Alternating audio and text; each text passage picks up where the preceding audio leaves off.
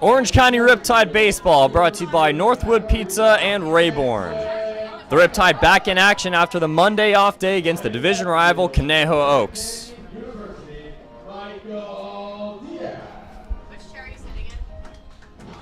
Hi everybody, welcome back to Irvine. I'm Jeff Wilson, this is Andrew Elvis. Thanks for joining the stream on this great Monday night. Andrew, it is not hard to talk about how well the Riptide are doing, winning 5 in a row, their first big winning streak of the year.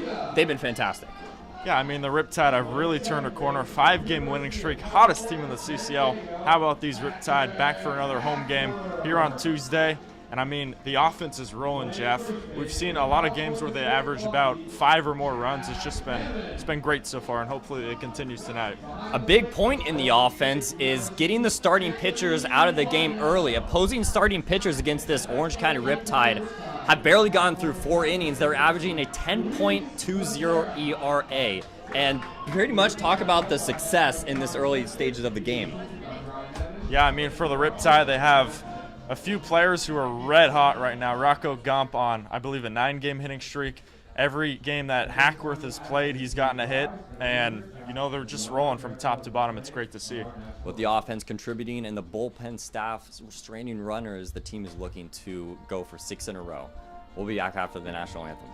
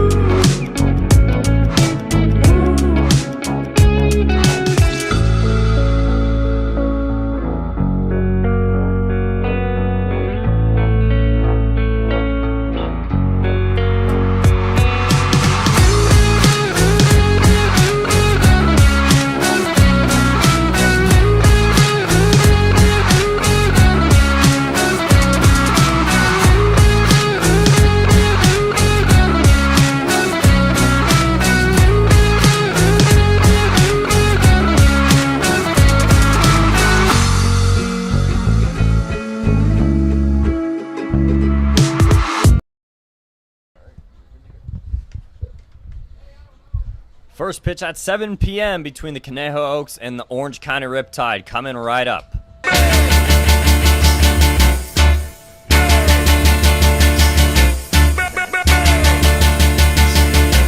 Because it'll be fine.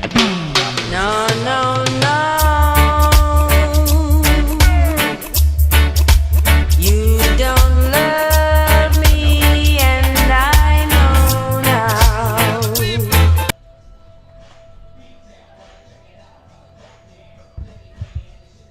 It's just pauses. So.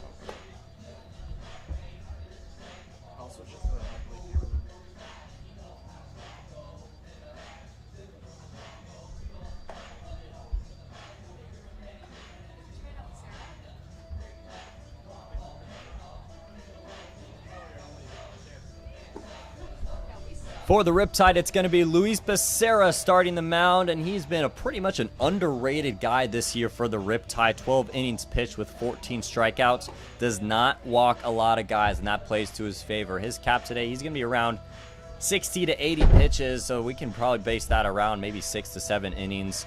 He will be the battery for the Riptide, and it'll be Anthony Marnell behind the plate catching Luis Becerra. Let's see who he's facing for the Conejo Oaks. It's leading off. It's Tommy Kenlinger, then Lucas Daniel Witz batting second, Justin Rubin batting third at the designated hitter spot.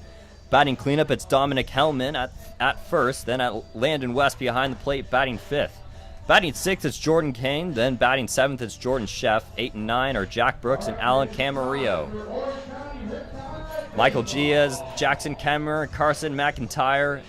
In left center and right, Nathan Gadina, Patrick Hackworth up the middle at short and second, Rocco Gump at third, and Jack Hammond starting at first for the first time this season.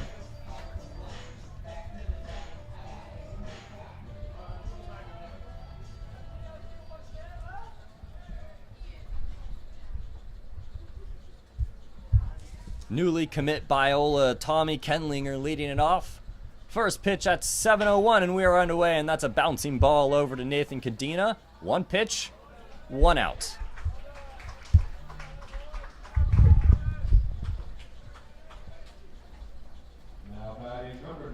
Great way to start out the game. A simple ground ball to Nathan Cadena, who is phenomenal defensively. Coach Spencer can plug him anywhere, and he makes a good play for out number 1. Now it's the left fielder, Lucas Danielowitz. On the second pitch of the game, this one's low and away for ball 1. Danielowitz averaging .263 this year in 19 at-bats. Just one extra base hit. That one's a touch inside. 2 balls and no strikes to the left fielder.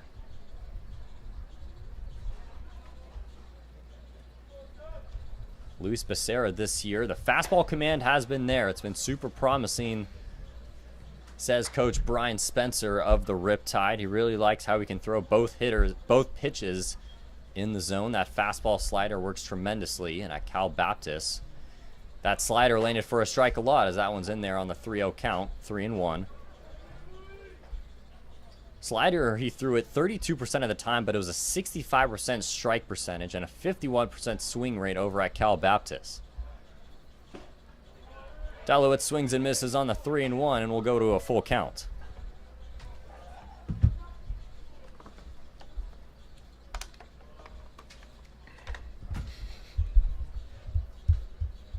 Becerra's payoff is a shallow fly ball onto left. Michael Diaz stays where he is. He makes the catch, and there's out number 2.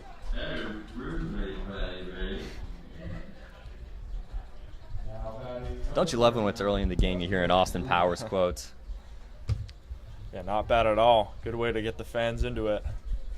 2 up, 2 gone, and now it's Justin Rubin, the designated hitter.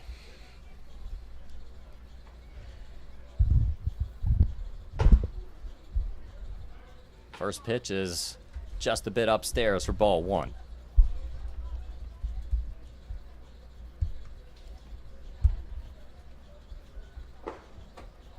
Well, the 1-0 lands low, and Becerra falls behind 2 balls and no strikes to Rubin. I think Becerra's key to the game tonight is his rhythm. It's going to be how fast or how slow he pitches these to try and throw off these Oak hitters. When he's got his rhythm, he's cruising. He's looking to go at least 5. And in his 4th start, as this one's lined into center field, coming in is Kemmerer. He dives, and it's going to go all the way past him, pretty much to the warning track. Rubin heads over to third. He's getting the wave home. Justin Rubin comes home. Cadena's throw is offline, and that's an inside the park home run. Jackson Kemmerer gambled on the diving ball and went all the way to center field, and it's 1-0 Conejo Oaks.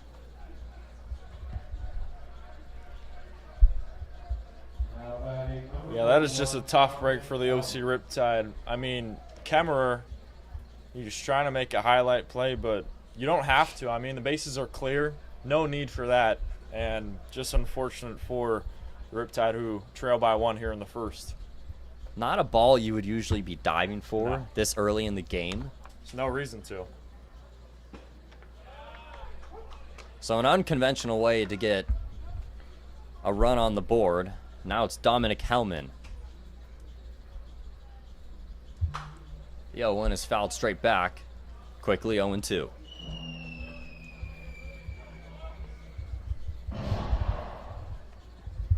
You know, it's funny, Andrew. We've usually seen this Riptide defense in the outfield be very promising.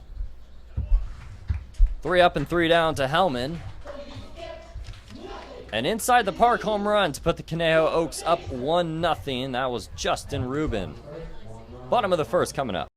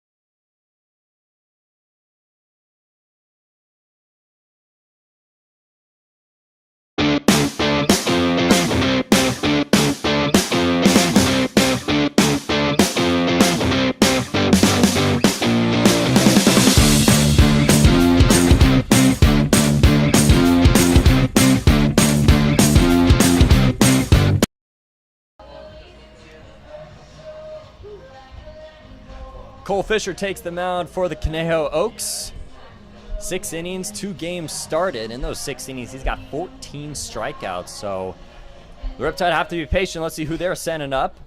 It's going to be Michael Diaz to lead it off. Patrick Hackworth batting second, and batting third, it's Rocco Gump, and batting in the cleanup spot, Jack Hammond. Nathan Cadena batting right after him, and then new guy Carson McIntyre in the 6th spot. 7, 8, 9, it's J.C. Allen, Anthony Marnell, and Jackson Kemmerer. Well, Riptide's ticket smarter ticket to success for today's game will have to be getting the starting pitcher out of the game early.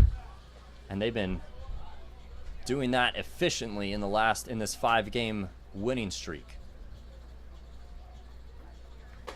The 1-0 to Michael Diaz is outside.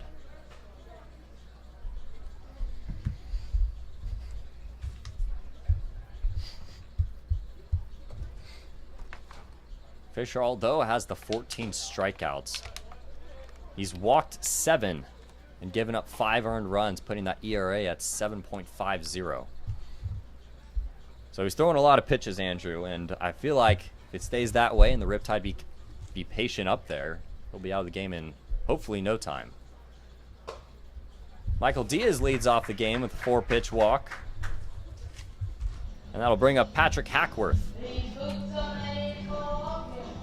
Yeah, on that point for Fisher, Jeff, I mean, the Riptide on this winning streak, they have really eaten into these starting pitchers, and, you know, they've really kind of taxed this bullpen too. We've seen a lot of games where the Riptide kind of score early, especially down. They've done a great job of fighting back, and here's a great punch man and Patrick Hackworth up to the plate.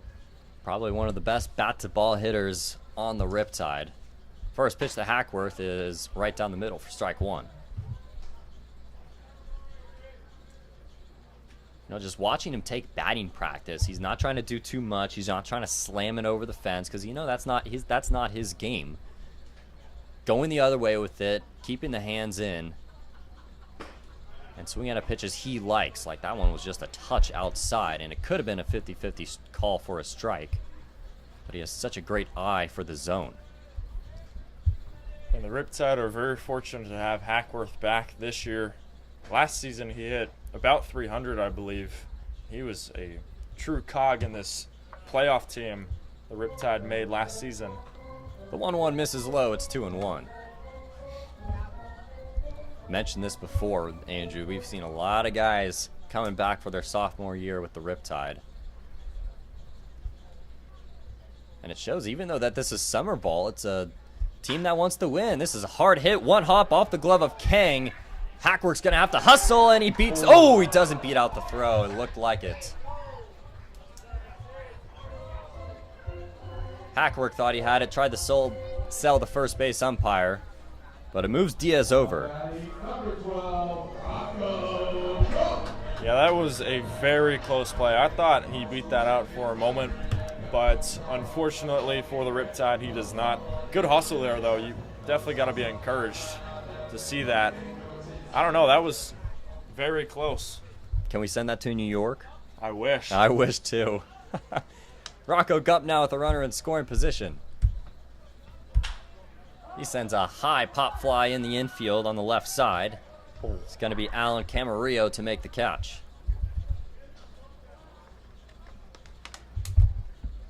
Was it close, Andrew? We're looking at the replay on our live stream. Yeah, it looks like he just beat it out by half a step. All right, so we took it up to the booth. We did, yeah. And we are kind of confirmed that it's an out.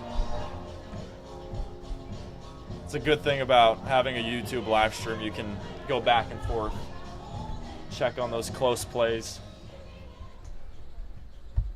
Now it's Jack Hammond.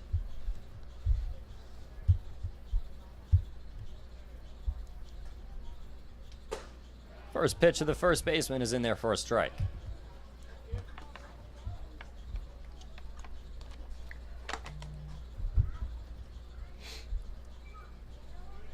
Diaz got good speed over at second. He can score on a base hit if he wanted to.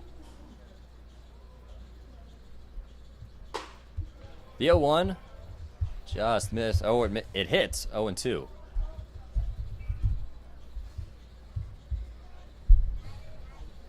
A discreet strike call from the home plate umpire there. Fooled me. No balls and 2 strikes. Fisher to Hammond. Upstairs for ball 1. And Jeff, Jack Hammond was added to the roster earlier this week. This is a great grab for the Riptide. Was an all-star last season. And if he's anywhere near his form, the Riptide are going to be tough to beat offensively. That one's called strike 3 on the outside corner, and his 4th at-bat, it results in a strikeout. So Michael Diaz gets the second, but doesn't score as we stay at a 1-0 game. We go to the top of the second.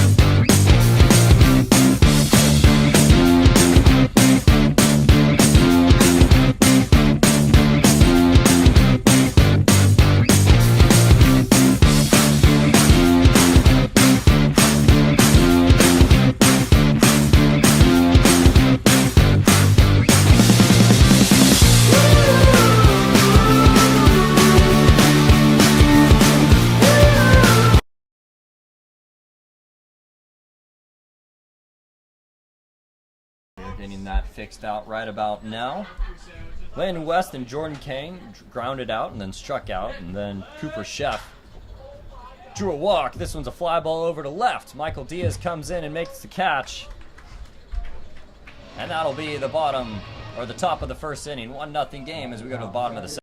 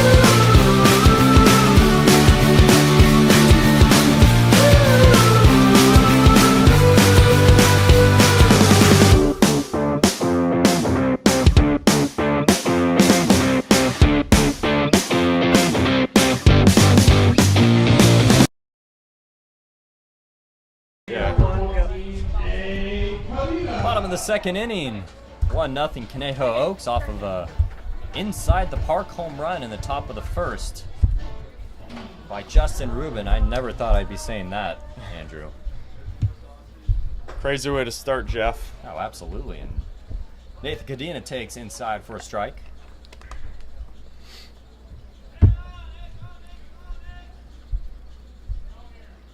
Second pitch is high and tight. 1-1. I guess for that inside the park home run, you'd rather it happen in the first than in the 7th or 8th inning.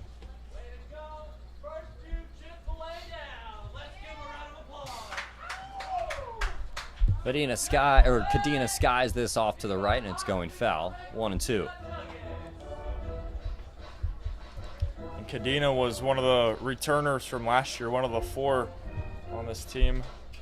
He's gotten a good amount of playing time, but trying to get that back going. He was a strong presence offensively last year, just searching for some consistency. The 1-2 is swung on and missed, and Cadena goes down with a strikeout. Still looking for that consistency. Now here's Carson McIntyre, second guy on the Riptide from Oregon State. This is his first game in a year and a half. He had a hip flexor surgery in the fall of his freshman year, and this is his first game bat, and he's heading on over the first base from a hit by pitch.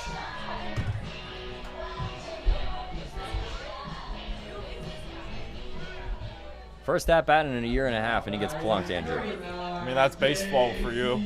Expect the unexpected here at the Great Park. Runner on first, it's J.C. Allen.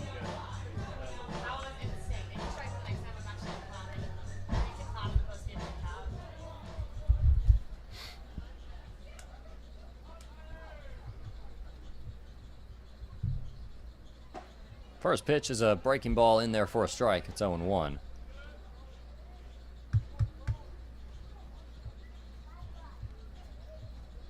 Allen starting this year 0 for 20. McIntyre scoots back to first after Fisher takes a quick look at him.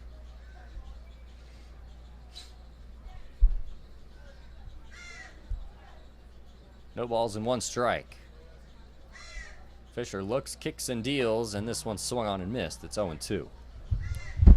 Yeah, and for Allen, you know, he played baseball at Saddleback College, hit .309 for the Bobcats, en route to a state championship. You got to feel like those results are going to be coming soon. 0 for 20 is a tough way to start, but getting another opportunity here. Fisher goes upstairs. Allen doesn't offer at it. It's 1-2. He's also a local guy. He went to Irvine High School, so right down the road. 1 ball and 2 strikes. This one's softly flown into shallow right field. Brooks and Jordan Kang coming over. It's Brooks calling Kang off. And that's out number 2.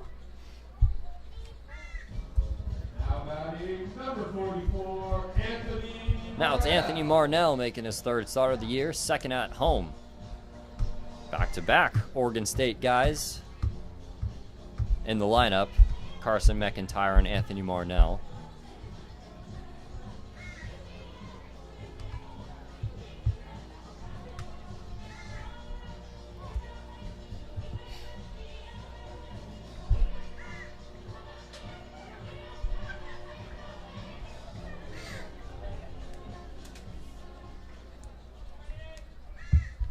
Marnell didn't record any at-bats at Oregon State.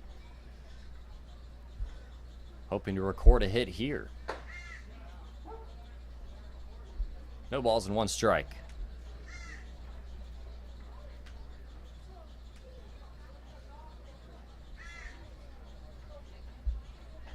Marnell, part of the 3-catcher party for the Riptide between Brennan Wilkinson and Max Senesac. So if you're a catcher on the Riptide, you got to make your at-bats useful, as this one swung on and missed. They might be on an every 3rd day calendar. It's really good to have a 3-catcher rotation, and all those guys really good defensively. McIntyre dancing off of first, gets back safely.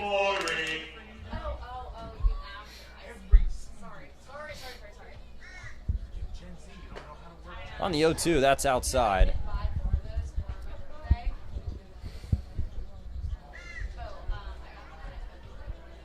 One ball and 2 strikes to the catcher.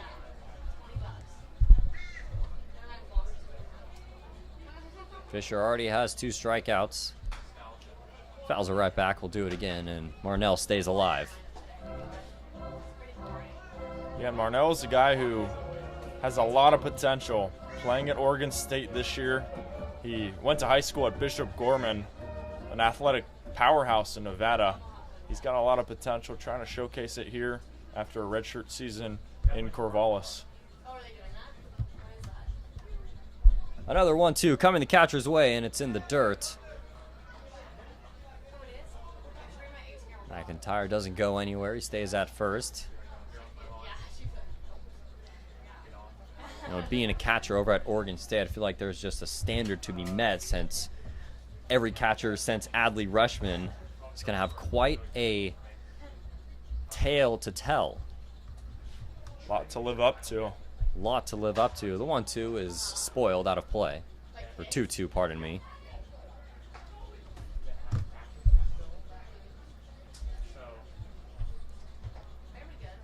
As a junior, he hit .448 for Bishop Gorman. 16 RBIs as well. So, like, he's got a lot of potential. The 2-2 is inside, and we'll bring it to a full count. Sure, next season for the Beavers, he's going to get a lot of opportunities. That'll be his sophomore year.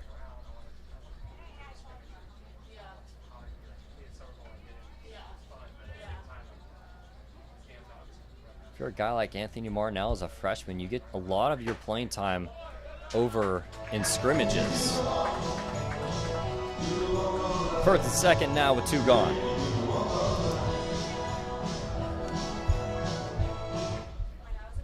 When you have those team scrimmages, Andrew, those are really where you really need to stand out. Yeah, absolutely. That's where you need to showcase your talent, and great job by Marnell to get a walk. He reached on twice in his last game against the Barons, and he's already on here in the second. Good start. Now it's Jackson Kemmerer.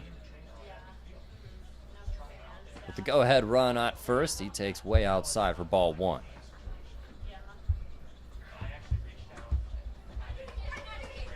And Jeff Kemmerer is another guy who's kind of starting off slow offensively, entering today with a 143 batting average. Just trying to turn a corner like a few Riptide players here.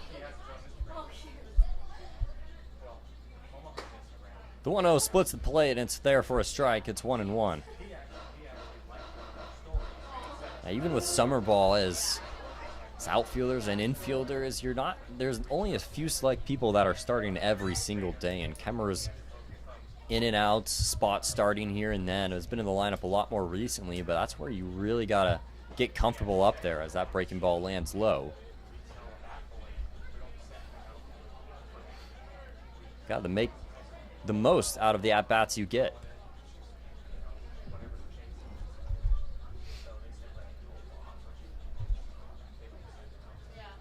Kemmerer in a hitter's count. He swings and misses at that one. It's 2-2. And I guess one encouraging sign here for Kemmerer is his on-base percentage. It's about 370. It was at the highest at 400, so he's getting on base a good amount and trying to prove that to Connor Spencer.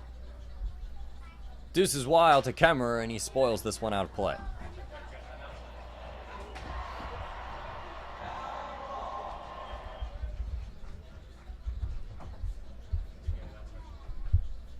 He's also hitting in the 9 spot, so I feel like there's not a ton of pressure, but you also want to add some pressure to these pitchers to move up potentially. Another 2-2 come Kemmerer's way, and it's breaking ball right down the middle, called strike 3. Cole Fisher gets out of the first and second jam and keeps it out of 1-0 game. We're through 2. Let's go to the top of the third.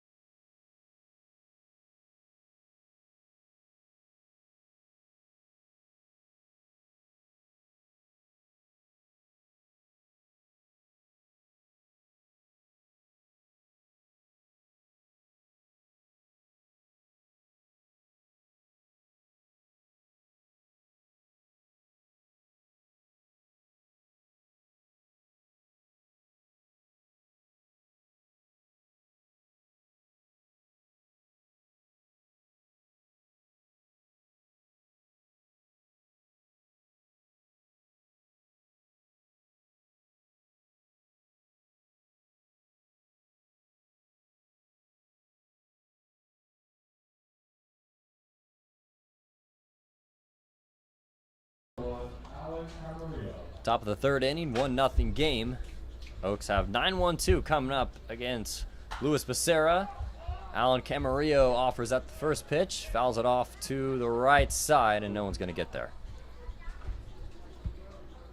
That stayed in play for a long time. Good route from Marnell, but just missed it.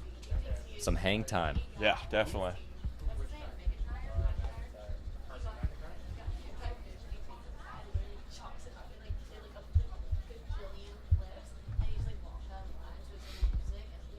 Camarillo, the shortstop, and an 0-1 count, and Becerra splits the plate there. It's 0-2.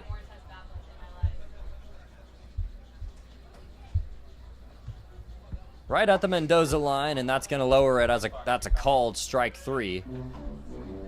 Luis Becerra gets his third strikeout of the game. There's one gone.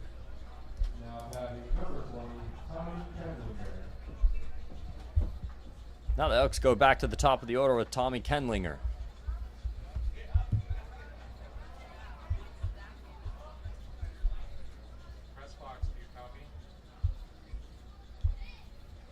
Kendlinger 0 for 1 today with a ground out to the shortstop.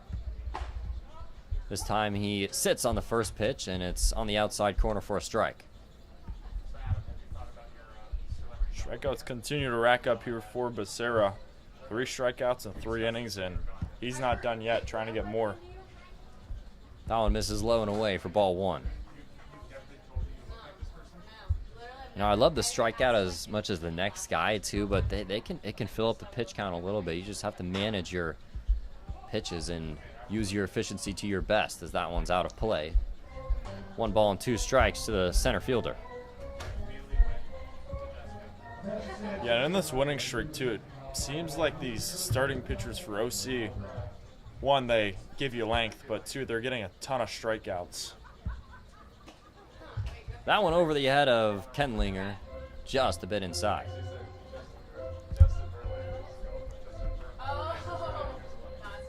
Last game, Andrew Parker went 5 innings, 8 strikeouts. I think before that, Colton Dahl or Sterner had 8 strikeouts as well.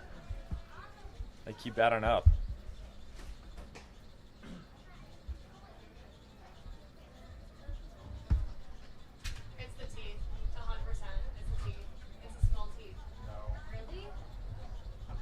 Luis Becerra works a 2-2 count. He kicks and fires. This one's a chopper over to the third baseman.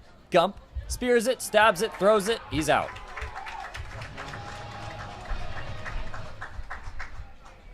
do kind of see it. It's the face structure. I see it. Pretty right, honestly. 2 gone with Lucas Danielowitz digging in. You did not have to do that. Thank you so much. I mean, Jeff, we keep overlooking this defense, but the Riptide have it great with Gump in the hot corner. He's made 2 impressive plays early in this game, as Becerra doesn't find the zone. That one just missing ball 1.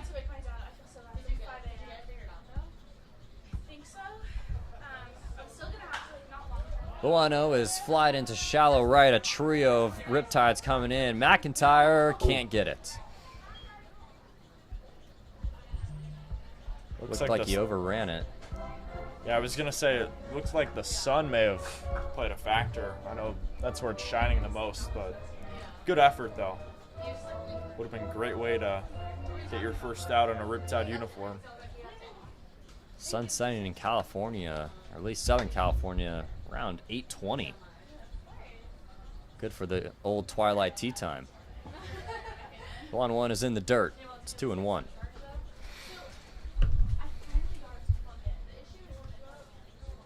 You know, in Northern California, it sets at like 9. Yeah. Which is absurd. It's crazy.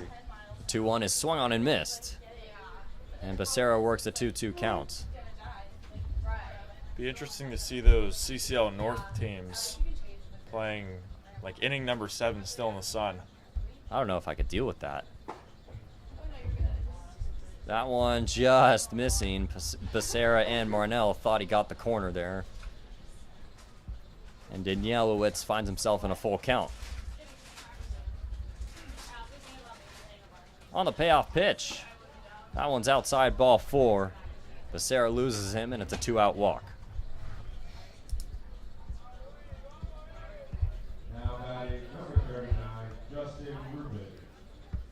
Now it's Justin Rubin who represents the only run, and he went all the way around after a diving attempt from Jackson Kemmer rolled right past him for an inside the park home run.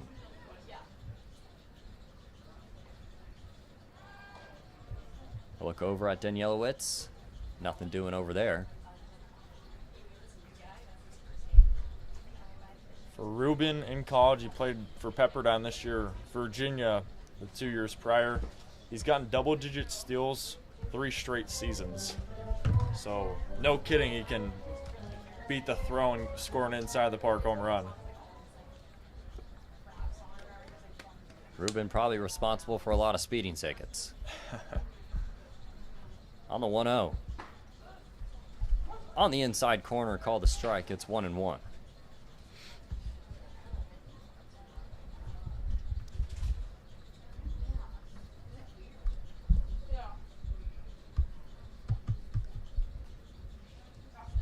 Becerra kicks and deals. This one gets past Marnell, and Danielowitz will head over to second base.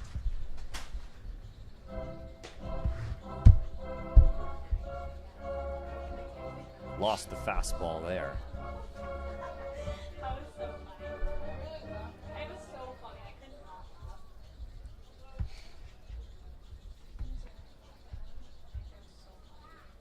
This time on the 2-1. Rubin thought about it, didn't offer at it, and it's 3-1.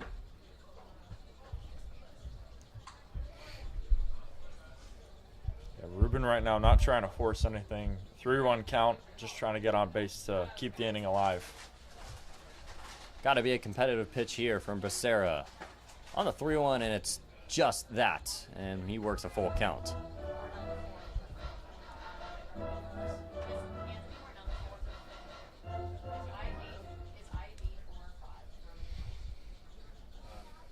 Three balls, 2 strikes, 2 on, 2 outs, 1 on. Payoff pitch, just missing ball 4, and that's back-to-back 2-out walks for the Oaks.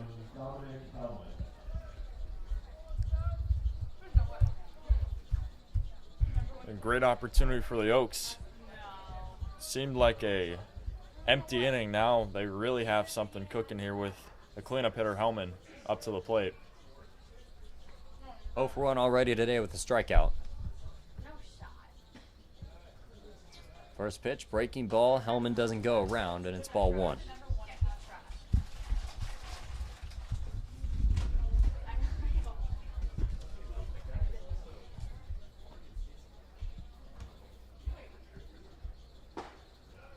The 1-0 is painted on the corner for a strike. 1 ball and 1 strike.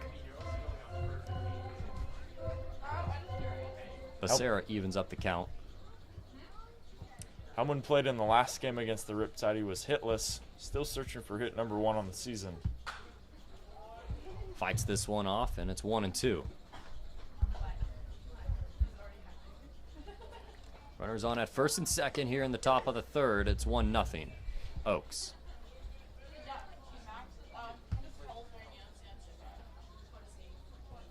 Luis Becerra looking to escape the 2-out back-to-back walks, and that one just misses low. It's 2-2. That was a great pitch there from Becerra, but just missed the zone by a thread. I don't know how we laid off of that.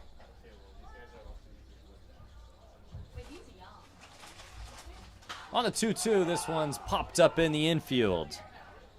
Jack Hammond, and that could be some interference, and it is on Dominic Hellman, and he is called out. So that's going to bring the Conejo Oaks out, or they're going to sit and be okay where they are. Still 1-0. We go to the bottom of the third.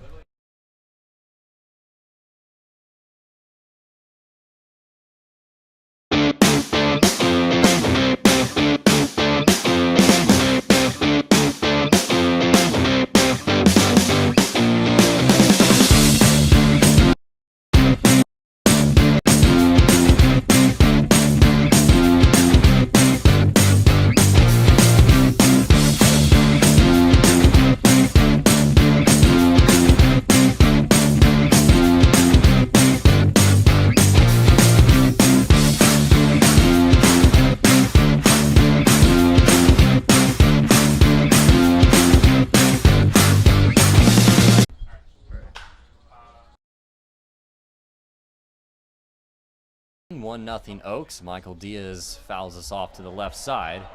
He starts his second at bat, 0-1.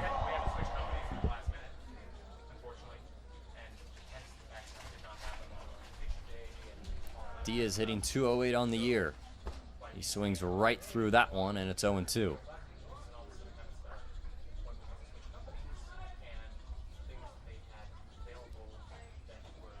Fisher working quick, and Diaz goes down on 3 pitches. There's one away. Now batting number 3, Patrick Hackworth. Now here comes Patrick Hackworth with 1 out in a 1-0 game.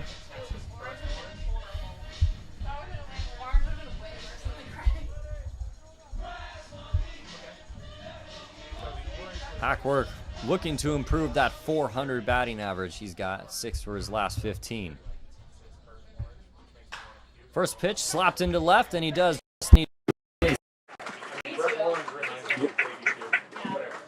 What just fucking happened?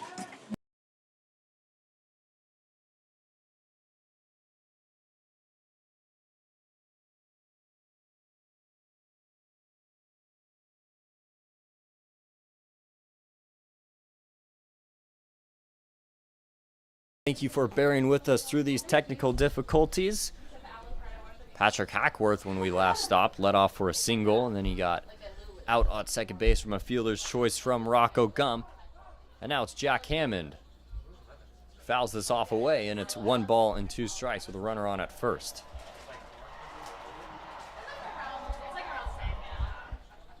Last at bat from Hammond, he struck out swinging.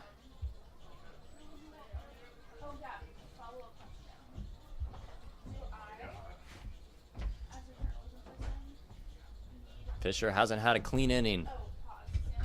On the 1-2, low and away in the dirt, it's 2-2.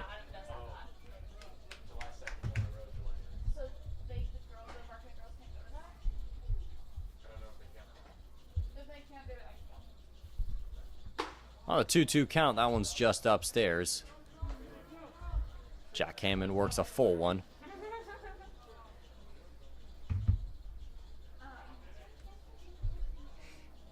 Rocco Gump will get a head start over to second base.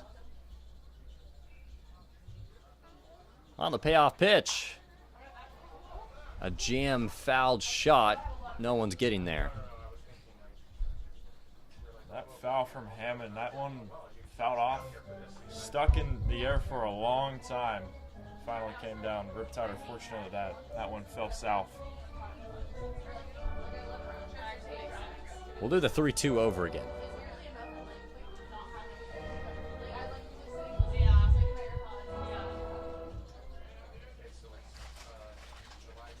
Cole Fisher really favoriting that slider. On another payoff. Swung on and missed. He got him with that slider. Strikeout number 4 for Fisher, and he gets out of this one unharmed. Still 1-0, 2 hits between the 2 teams.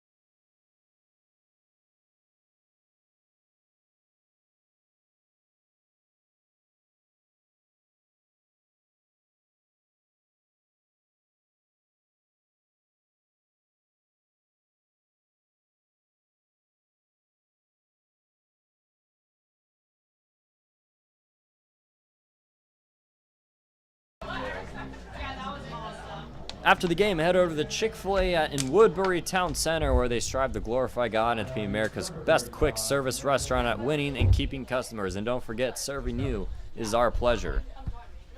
Top of the 4th inning. 1-0 game, Andrew. Yeah, this has been relatively quiet, minus the inside the park home run. It's been kind of a pitcher's duel between Fisher and Becerra.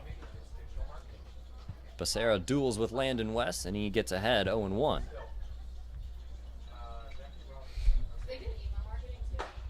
Big swing and a miss from West, and it's 0-2. Do you like the nickname AR? It's classic. I think I'm going with that for you. AR, you're okay. AR to me now. That's strike 3, swinging. Becerra dueling.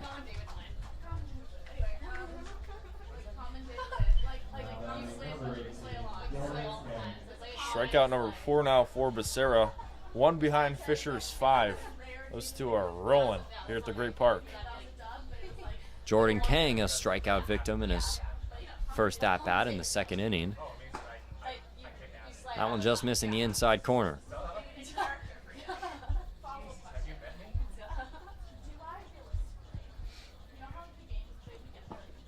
On the 1-0, that's in the dirt. 2 balls and no strikes to the second baseman.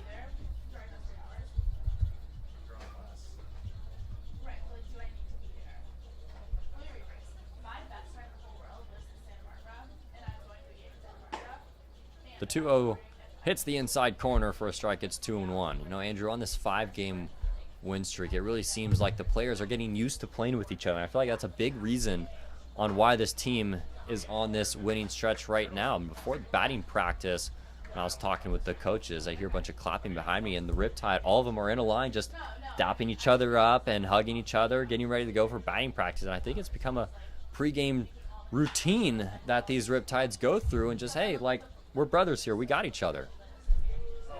Yeah, you need team chemistry in any sport, but especially baseball, where, you know, everything's up and down. It's a roller coaster of a sport, and when you're feeling down, you got your teammates to back it up, and I mean, it's great to see the Riptide all coming together. This one's capped into left center, dropping in for a base hit. Jordan Kane rounds but stops. And the Oaks have their 2nd hit of the day.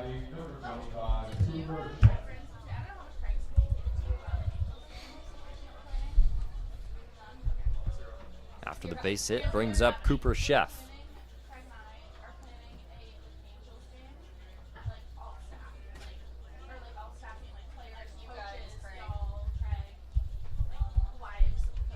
Chef walked his first time.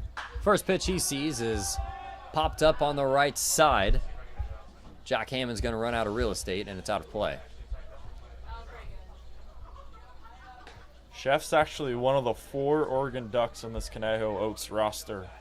A lot of talent from Eugene.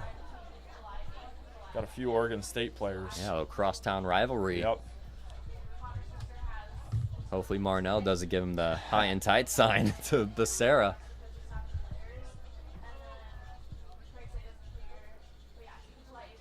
Picked over at first. He gets back safely.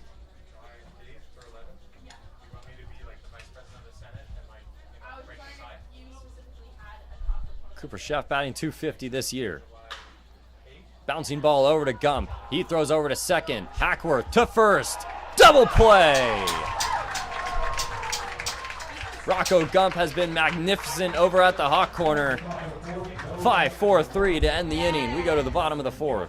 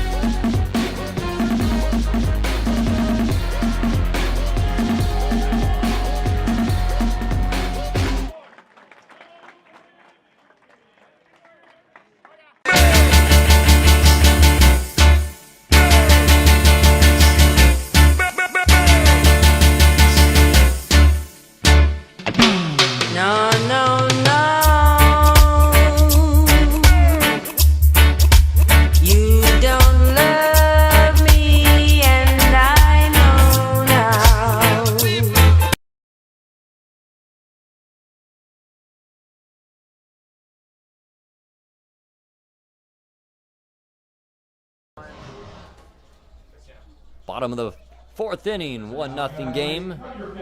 Riptide still looking for that precious first run, and maybe it's going to start with Nathan Cadena. Struck out in his last at-bat.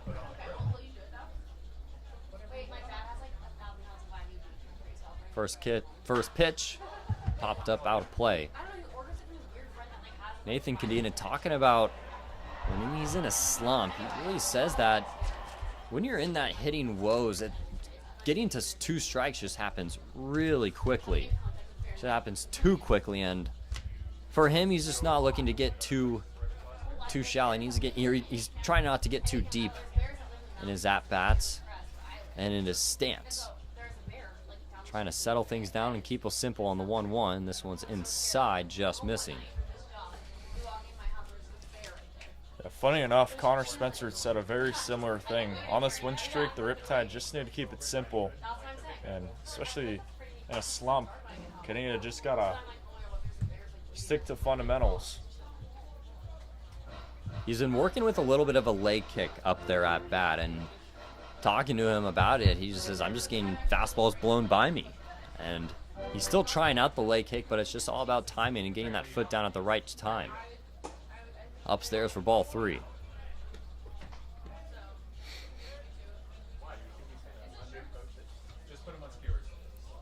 You can start, as the great Reggie Smith said, you can start at any part, but as long as you get in that hitter's position, you should be ready to go. That's strike 3 swinging. Second one of the game for Cadena. Cole Fisher continues the deal. That's now strikeout number 6. He is really exploiting these Riptide hitters. So Carson McIntyre still looking for that first swing in a year and a half. I can't believe it. I can't believe it. He's been waiting a year and a half for this, and he gets plunked twice. That's unreal. That I've never seen it happen to more guys on this team than the Orange County Riptide. Well, he's got an 1,000 on base percentage, AR. There you go. Good way to start. I mean, you'll take the bases. Absolutely, take him all day. I'm sure for McIntyre, he really wants. He's itching to hit. Swing the yes. stick. First pitch to J.C. Allen is on the outside corner, just missing for ball 1. Allen, another guy still looking for that first hit of the season.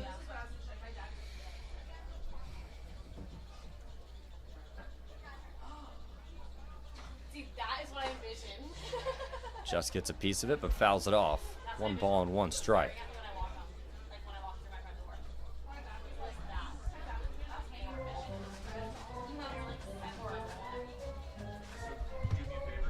Riptide have a lot of good potential on this roster. They've got Marnell, who has a ton of potential from Bishop Gorman. J.C. Allen, too. 300 hitter at Saddleback, but hitless so far. I mean, the results are going to come for these guys, especially for Cadena, too, who is just trying to find a zone. The 1-1 is outside. J.C. Allen in a hitter's count. I'm sure if you're 0 for 20, you got a lot of things racing through your mind as well. Never easy. Swung on and missed. A breaking ball fooled Allen.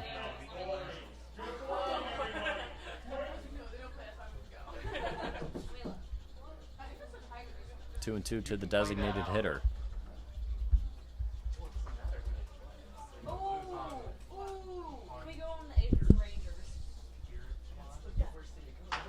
This one a slow chopper over the pitcher's head. Has to make a good play. And Camarillo does that and gets Allen by just a step.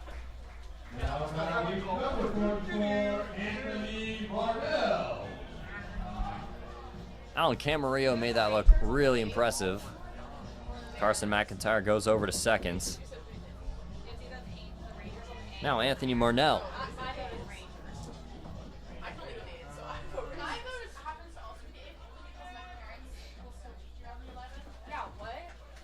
Conejo Oaks infield shifting over to the right. Camarillo playing up the middle, right pretty much behind second base.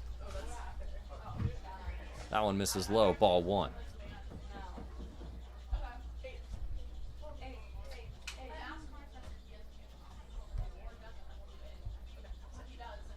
A Beaver on base, a Beaver at bat. Skied over to left, but foul.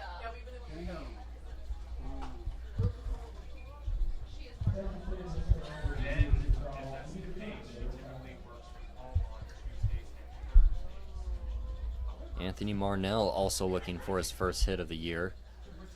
0 for his last 9. No better time than with 2 outs and a runner in scoring position. On the 1-1, almost takes off Fisher's head. Easy play for Camarillo, though, over at first. The shift works. Fisher gets out of the jam. It's still 1-0. We go to the top of the 5th.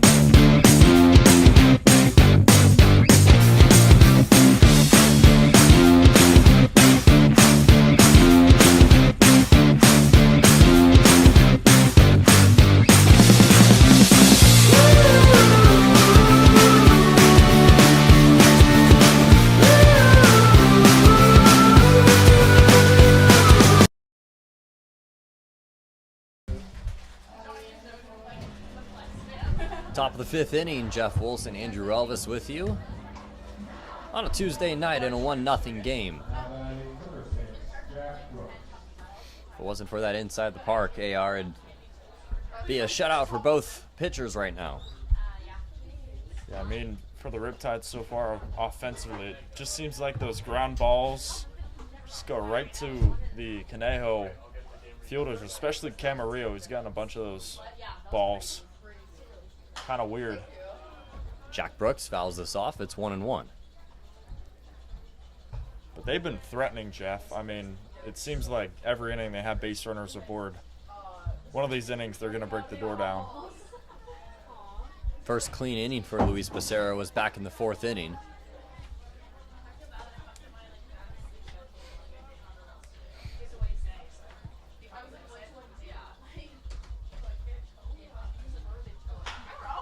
Ground ball over the right side. Patrick Hackworth throws it on over for the first out.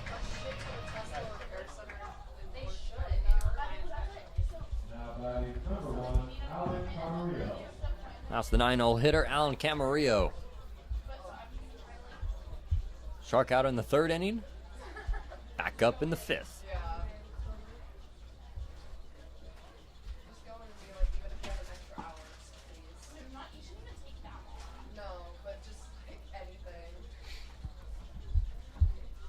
Little fun fact here on Alan Camarillo. He has a brother named Ali Camarillo. Base hit in right field. Alan Camarillo has a base hit going for 2. The throw into second hits him, goes in the shallow. He's going to try for 3. Hackworth picks it up. No throw over there. Carson McIntyre's throw hit Camarillo bounced very shallow into center. He decided to go for it, and off of Riptide blunders, both times I've seen third base. You know, throw was online, but just I think it went off of his back and then kind of rolled into shallow center. A weird sequence of events here for the Oaks. Works to perfection for them. Infield is in for Tommy Kendlinger. 1-0 game, third hit of the day for the Oaks.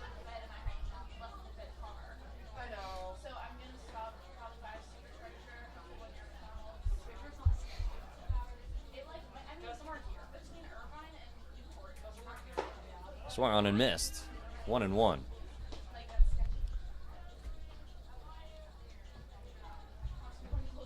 And if Becerra's probably feeling like pretty bad, I mean, you get a really weird triple and the inside of the park home run. 2 balls and 1 strike to the center fielder.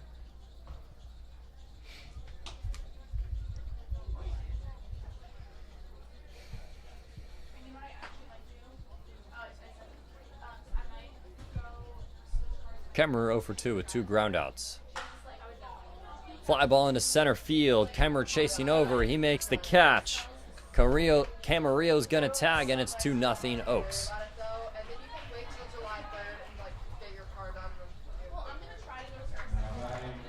Tommy Kendlinger gets the job done with an RBI sac fly. And now it's Lucas Daniel-Wick. And the Oaks, especially for Camarillo, he was aggressive and instantly double up the score here. Keeping the Riptide bats quiet for now. 2-0 as Daniel-Wick takes ball 1. 0 for 1 today with a walk.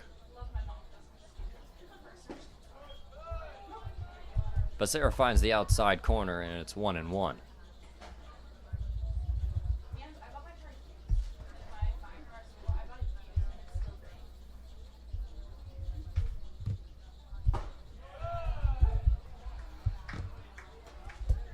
In there, 1-2.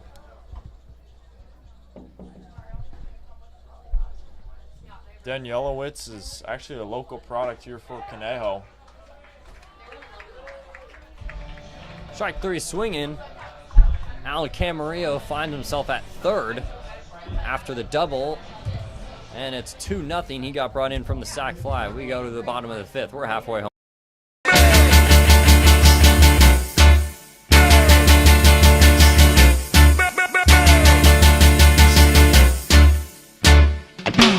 No, no, no. You don't love me, and I know now.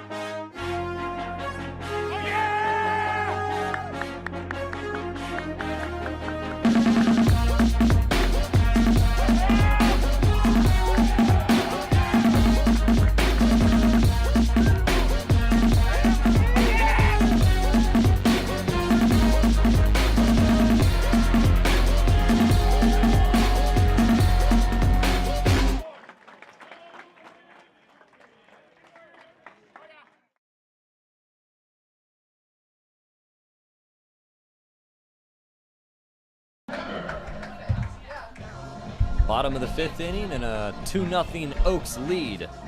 Jackson Kemmerer leads it off. I'm gonna go back down, but I'll see you guys later. 0 for 1. That one is high and tight for the first pitch. Oh, it got him. Guess it caught the shoulder of Kemmerer, and he trots on down for a leadoff walk. So now we go back to the top with Michael Diaz. And that hit by pitch extends the streak for the Riptide. They've had base runners in every single inning. Like I've been saying, they're going to hopefully break down the door soon. First pitch to Michael Diaz is swung on and bounced foul.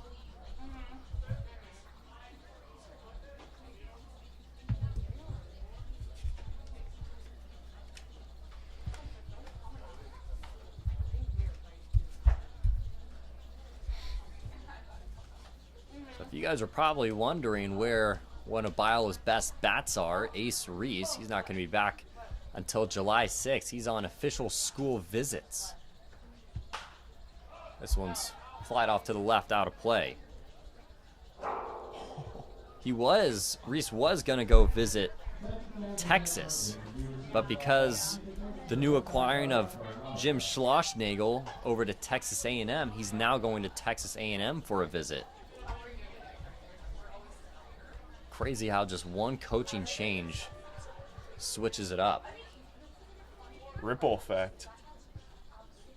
Pardon me, Schlossnagel went to Texas.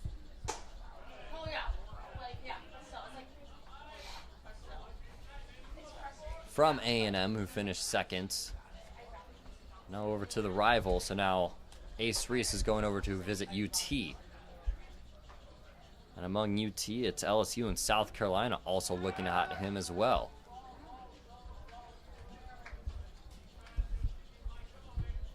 He could be a huge add for any college program. He was Big 12 all-freshman team, and he's got a ton of potential. Already showing that off here in a Riptide uniform. 1-2 count. Low. Kemmer takes off. He beats the throw.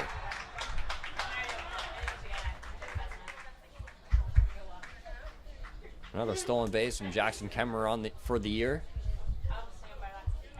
Michael Diaz works the 2-2 count.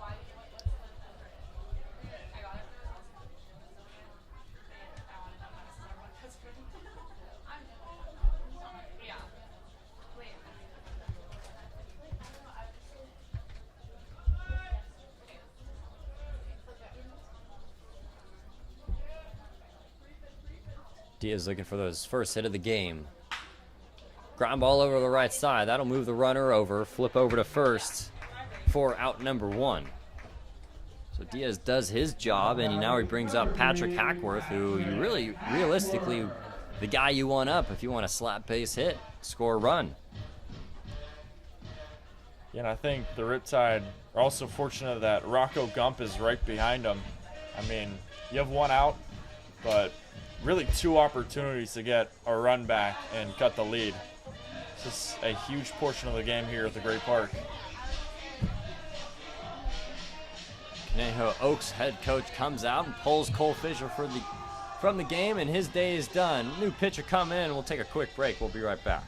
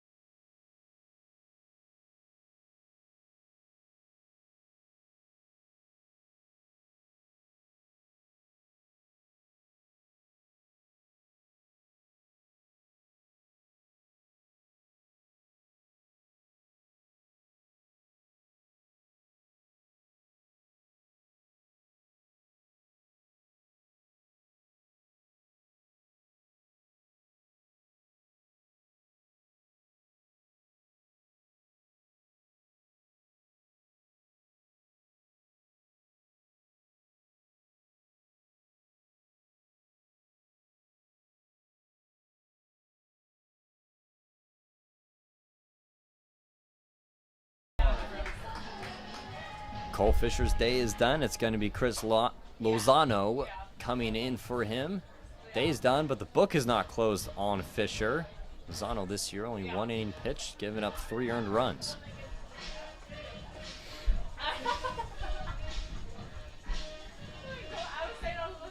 Lozano last played for Glendale Community College for the Vaqueros, where he had a 6.94 ERA and 36 1/3. Pitched 30 strikeouts though, and he's committed to play at UC Riverside next season. Lozano starts Hackworth off with a breaking ball, and it's 1-0.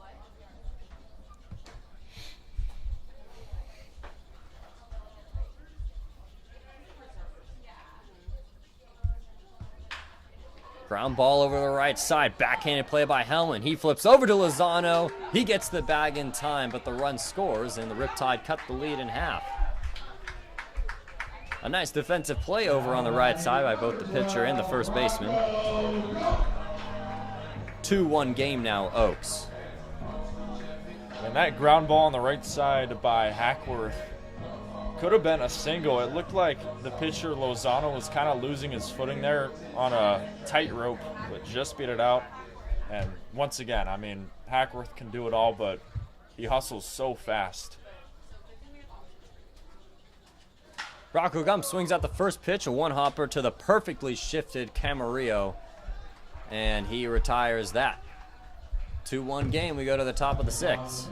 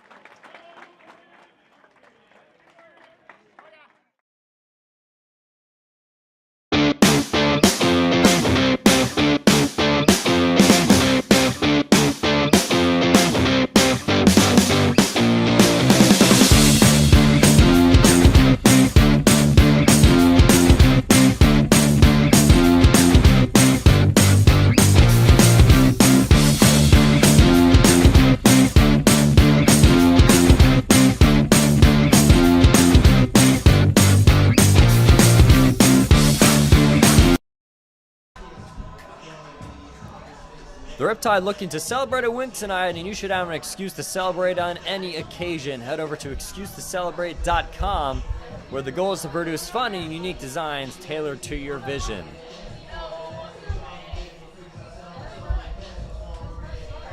Call to the bullpen brought to you by Wild Rivers Water Park. It's going to be Hunter Long taking over for Luis Becerra. Yeah, and Hunter Long, according to Point Streak, this is his first game at home especially. Played college ball at Michigan State, and Riptide are just looking to get some consistency from the bullpen like they've had all year long.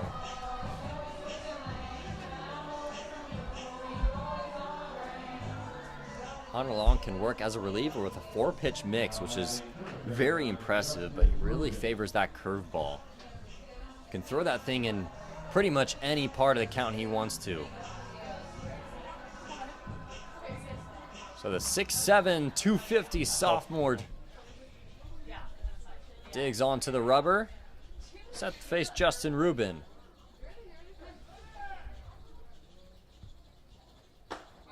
First pitch is upstairs for ball 1. Luis Becerra going 5 innings pitched, 2 earned runs, just 2 walks with 5 strikeouts. Keeping the Riptide offense in this game, and it's 1-1. That's another good start for Riptide starting pitchers. Do their job and then, more importantly, move the game along. Cole Fisher, though, for the Oaks, going out there for the 5th inning, but couldn't complete as he goes 4 1/3. That's the furthest any starting pitcher has gone in this 5-game win streak against the Riptide, and he beats the odds. 2 balls and 1 strike to Justin Rubin. He takes a curveball just missing. And Long is another local guy from Ladera Ranch. Went to high school at Capel Valley Christian. 4-year letter winner for the Eagles. Long finds the outside corner. It's 3-2.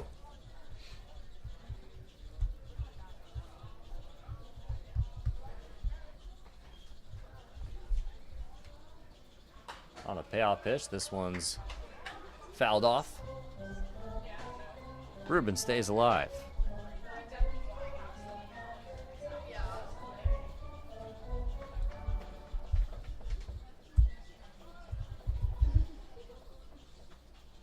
The 3-2 bounced over to the shortstop, Cadena. Shuffles, fires over to first in time for out number 1.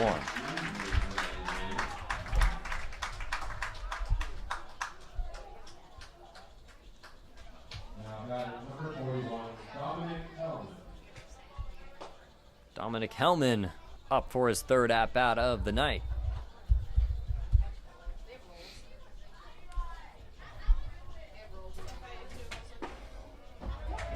Curveball catches the bottom of the zone. No balls and 1 strike.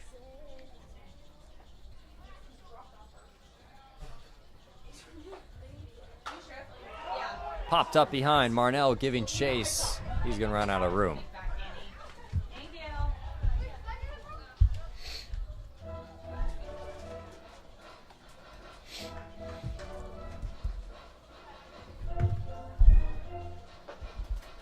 Quickly 0-2 to the first baseman, who's 0 for 2. And if Long can retire him here, he's got to be feeling good about the next batter, Landon West. Pitch way upstairs, left it in the attic. It's 1-2.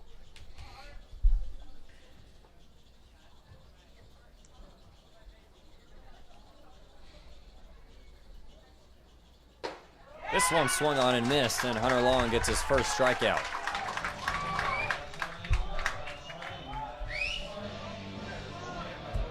Fastball's got some fuego, AR.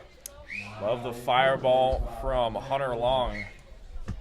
Big frame and able to just feed that one in the strike zone for out number 2. It's good to have a lot of fireball pitchers on this team, Jeff. Oh yeah, especially if you're 6'7", and that over-the-top action that's coming in at a ballpark at maybe 6'10", give or take. Yeah. I wouldn't want to be one of those batters, though. No, sir. 1 ball and no strikes to Landon West. Ooh, beautiful breaking ball. That one just missing, though, 2-0. It was painted by Long, just missed by a little bit. Came through the front door. Yeah. This time Long finds the zone. It's 2-1.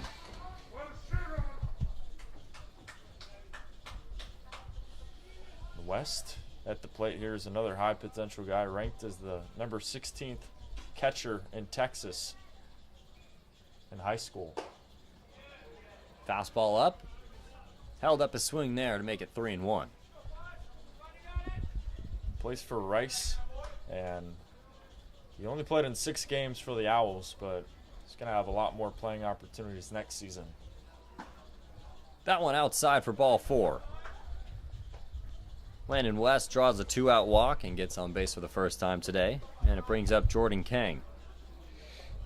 Now batting number 18. Good at bat there from West, able to get a result and keep the threat alive here for the Oaks. They've done that pretty well with 2 outs.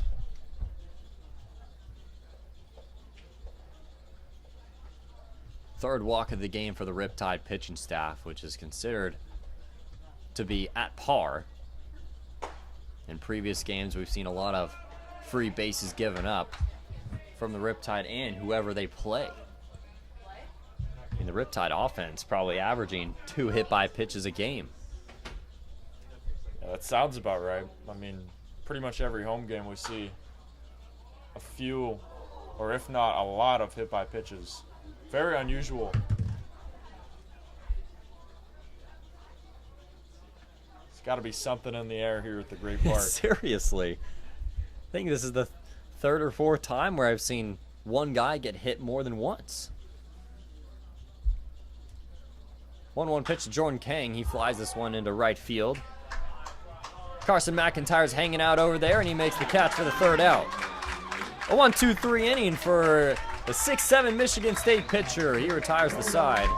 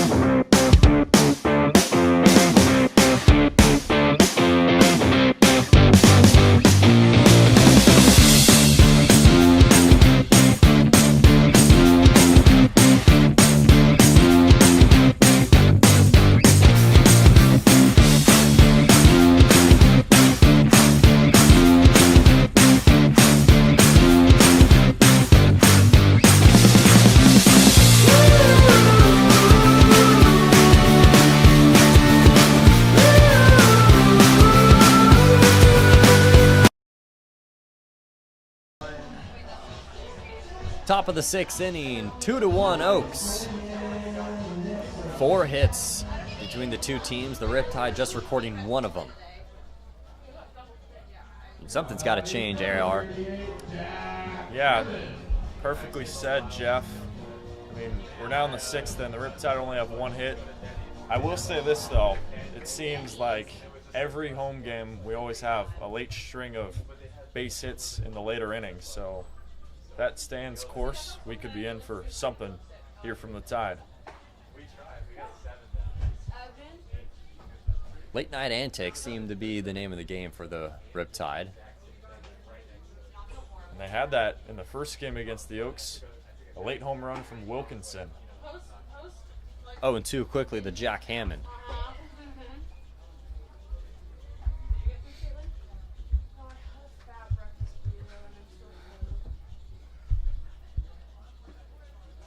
The 0-2 is in the dirt. 1 ball and 2 strike to the first baseman.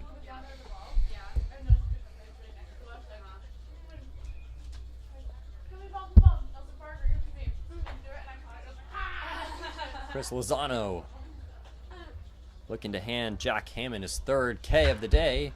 Said he gets a bouncing ball over the shortstop Camarillo, who boots it, goes off to his left, and that's how the bottom of the 6th is going to start for the Riptide.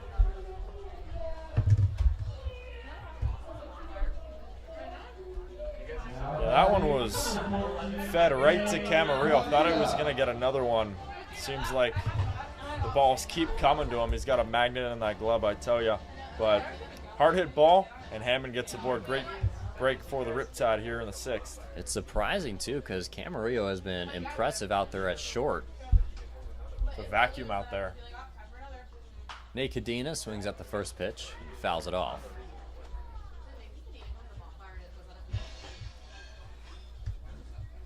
He's 0 for 2 with 2 Ks.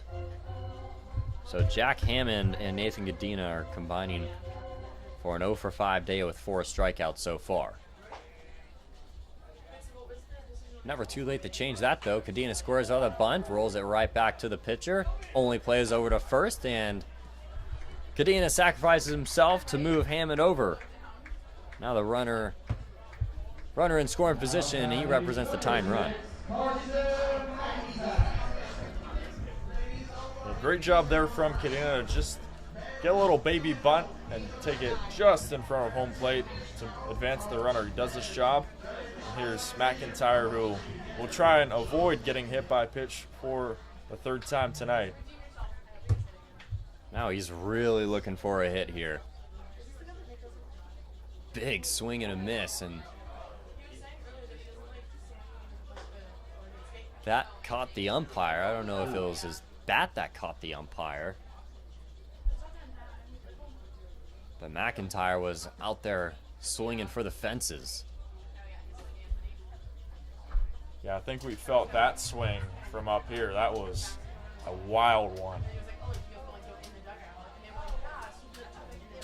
Those back swings, though, are something you always got to be careful about.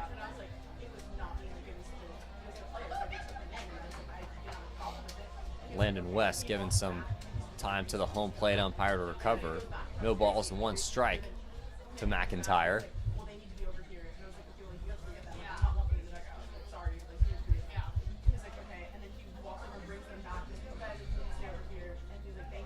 McIntyre is actually ranked as the number 5 overall player in Arizona last season as a senior. Huge get for the Oregon State Beavers and also the Riptide, who are looking to unlock McIntyre's potential. No balls and one strike to the right fielder. Curveball inside, just missing. 1-1. Talking to Carson before the game, he really doesn't have any expectations going into this. He's just going to try to get in a groove, see fastballs, and Coach Connor Spencer put him lower in the order because he just wants to see more fastballs. But obviously that hasn't been the case. It's the first 2 times he's been up, he's been hit. 3 balls and no strikes to Carson.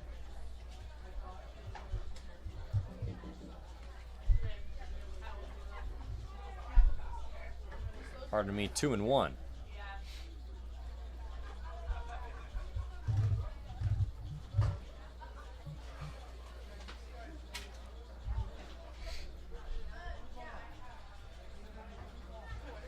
And now time called. Head coach for the Conejo Oaks stepping out to talk to home plate umpire.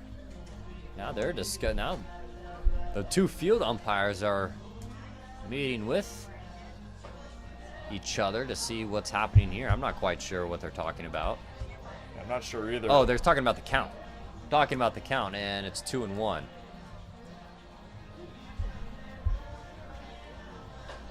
Looked like everyone in the stadium was fooled for a second.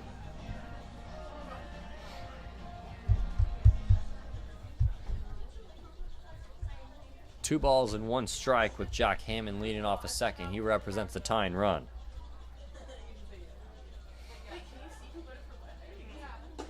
That one's upstairs for ball 3.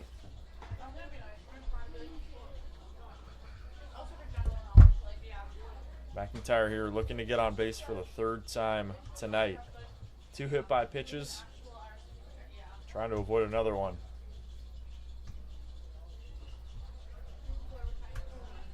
On the 3-1 pitch, this one's outside, ball 4, and McIntyre still staying true to that 1,000 on-base percentage. Yeah, great at bat there for McIntyre, making his Riptide debut. He does his job, and he advances Hammond over to second. Riptide cooking something up here.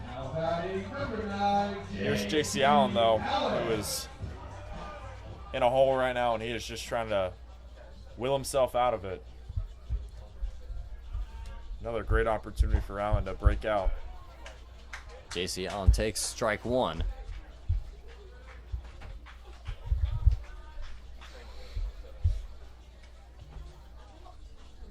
Oh for 2.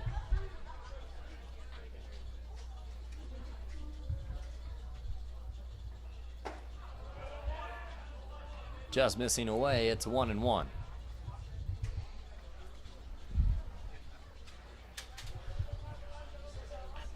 If there's any time for J.C. Allen to get his first hit, this would be the time.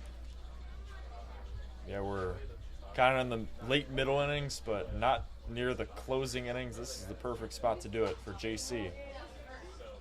Seemed like he was right on that breaking ball as he fouls it back. It's 1-2. And most of these breaking ball 2 have fooled JC Allen. Positive sign that he gets a piece of that one and stays alive.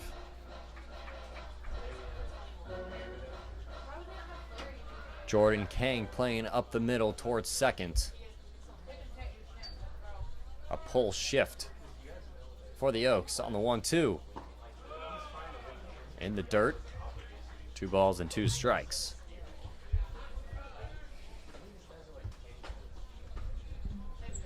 Riptide, every inning they've had runners on. Just trailing by 1.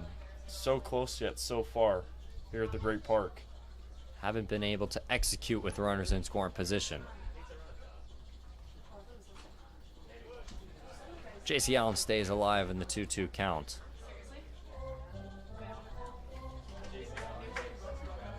Connor Spencer shaking his head in a positive way.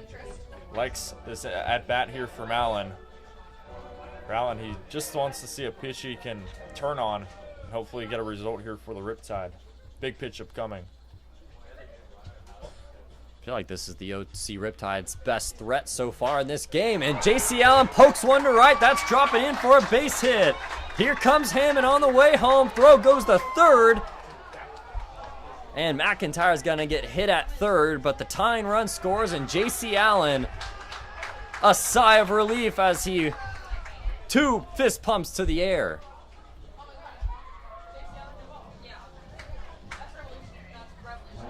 JC Allen has come out here for the Riptide. He was hitless, and he finally gets the first hit in a Riptide uniform. Great job for him. I'm sure he's got to be feeling great over there at first base. And we've got a brand new ball game, Jeff, here at the Great Park. Back to square one as Anthony Marnell steps up.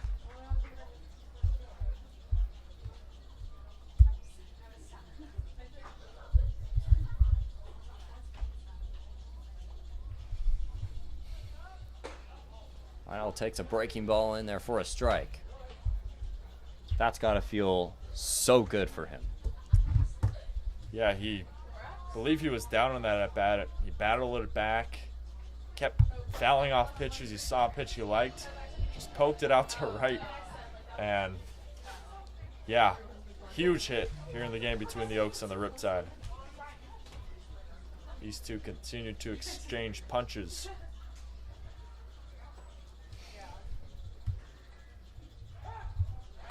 A look over at Allen. I don't think he's going anywhere.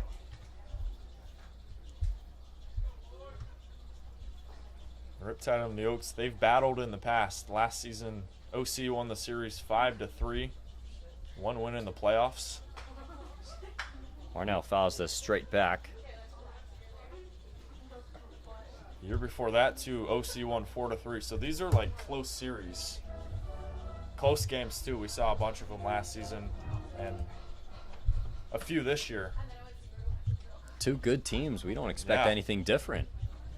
Bring their best every single year. No balls and 2 strikes to Marnell. He takes strike 3 on the outside corner. Riptide tied this one back. JC Allen breaks the 0-for-22 slump to start the year, and he gets a big hit at that as well. We go to the top of the 7th in a tie ball game.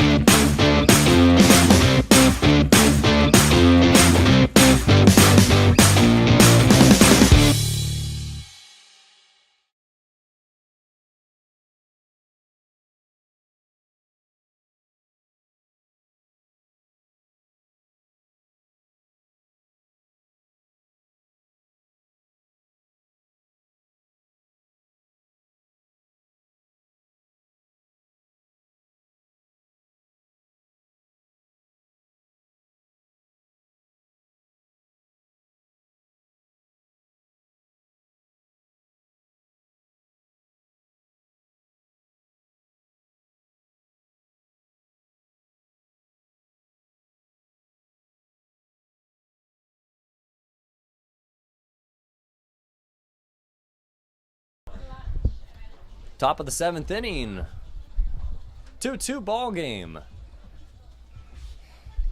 New pitcher for the Riptide, Riley Kelly.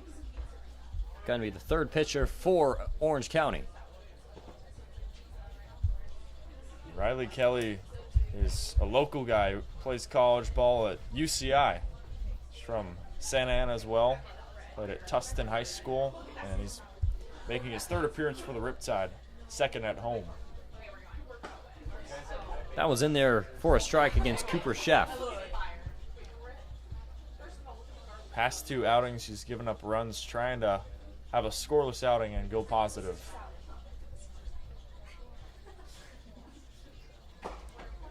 The 1-1 on the way, and it's in there for a strike. Chef 0 for 1 with the walk, grounded into a double play his last at bat.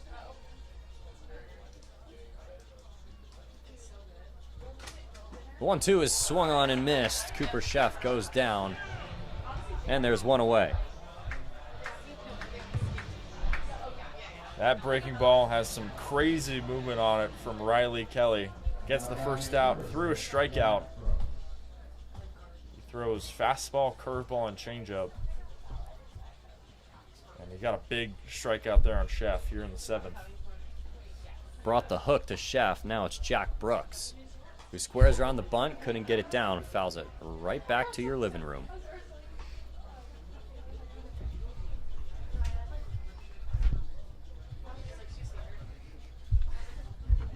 Talked to Connor Spencer previously before the game, and he talked about how pleased he was with this bullpen. You know, they've kind of been up and down, but for the majority they've been up. Got some real great relievers like Sammy Kova, Tommy McGuire. The list goes on. Hopefully they get Riley Kelly going here at the Great Park. Guys have been stepping up when they needed to. Timely pitching. We usually hear about timely hitting, but timely pitching is also just as important. On the 0-2 pitch, good morning, good evening, and good nights to Jack Brooks. 2 quick outs, back-to-back strikeouts. Think he's getting going? Looks like he's getting going. Todd are rolling right now. They believe they're close to double-digit strikeouts. They've got 8 right now, so getting up there. The high cheese from Kelly fooled Brooks for out number 2. Breaking ball misses. It's 1-0. It's like that quote, when the tough get going, go and get tough. Riley Kelly getting real tough here. Back-to-back strikeouts. Camarillo jams one into shallow left. Cadena on the run. He's going to take it and make the catch. A 1-2-3 inning for Riley Kelly. Keeps it scoreless. Let's go stretch. We go to the bottom of the 7th.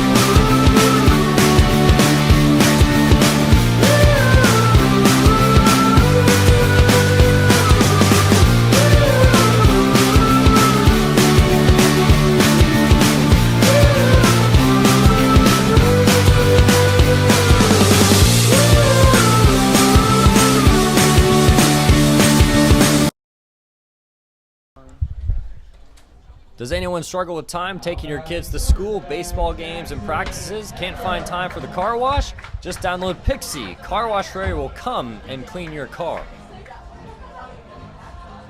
Fairly clean game for both pitching staffs. New pitcher Damon Villa II against Jackson Kemmerer. On Villa's first offering, Kemmerer scores around, pulls it back, but it's a ball. Or it was a strike.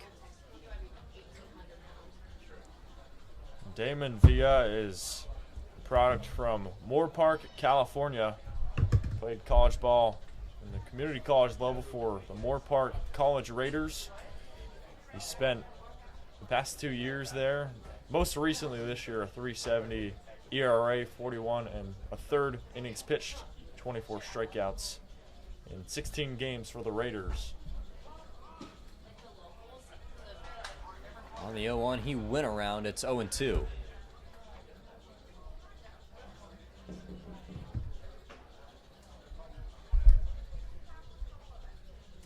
Cooper Schuffnap playing even at the bag. Pulls back on the 0-2. Kemmerer puts this one into center. It sounded really good. Kenlinger's back. It's over his head and off his glove. Kemmerer's rounding second. He's going to go to third. And the Riptides start off the bottom of the 7th with a stand-up triple. Kemmerer breaks out of a huge slump and puts the go-ahead run 90 feet away. Oh, baby, what a swing from Jackson Kemmerer. That one was sizzled out to center. Good effort there from Kenlinger, but just unfortunate there for the Oaks. A leadoff triple, and the Riptide are rolling here at the Great Park. So now the Oaks infield is in. Michael Diaz a chance to put the Oaks, the Riptide ahead for the first time today. A fly ball to the outfield does it. Pretty much anything but a strikeout might do it.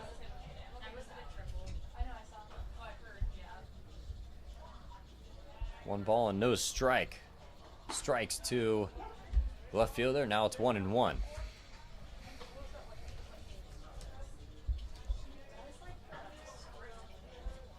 That ball from Kemmerer carried a long way. Thought it was going to die out in the air, but just kept going.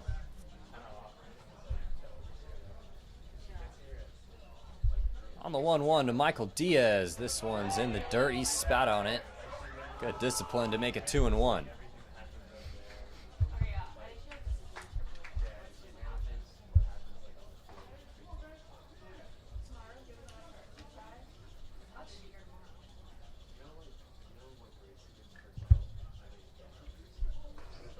Like you've said, Andrew, the late night antics from the Riptide always seem to come around this time. Diaz tried to hold up his swing, and he didn't. It's 2-2. Yeah, I mean, pretty much every home game for the Riptide where they've been trailing, they always make a little late surge. Could be a late surge here from Kemmerer, who was really put the Riptide in a position to take a lead. That one called strike 3 on the outside corner. Diaz was probably guessing something else.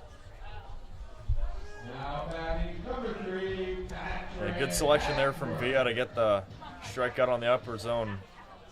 Yeah, perfectly said there, Jeff. Diaz was looking for something else and just froze there for out number 1. Another tough out with Patrick Hackworth. He's got a hit in the 3rd inning. 2 ground outs in between that. Oaks infield still in. First pitch to Hackworth is in the dirt, almost gets past West.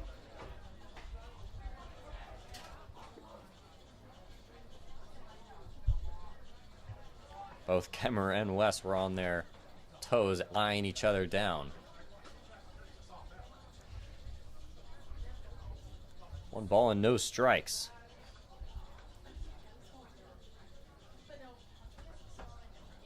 On the 1-0, this one slapped into left. That's going to drop down, and Hackworth comes through again and gives the Riptide the lead.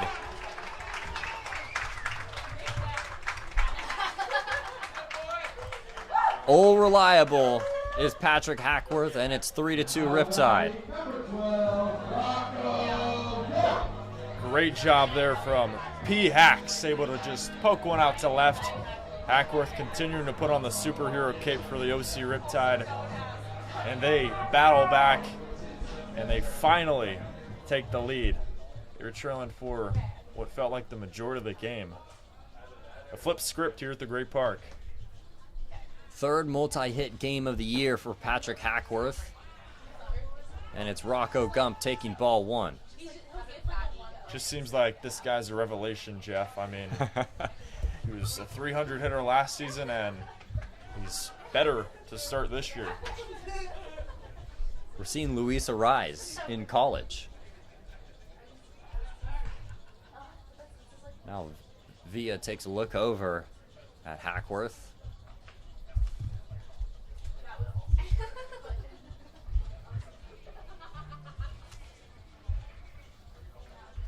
One ball and no strikes to Rocco Gump. He is 0 for 3 today.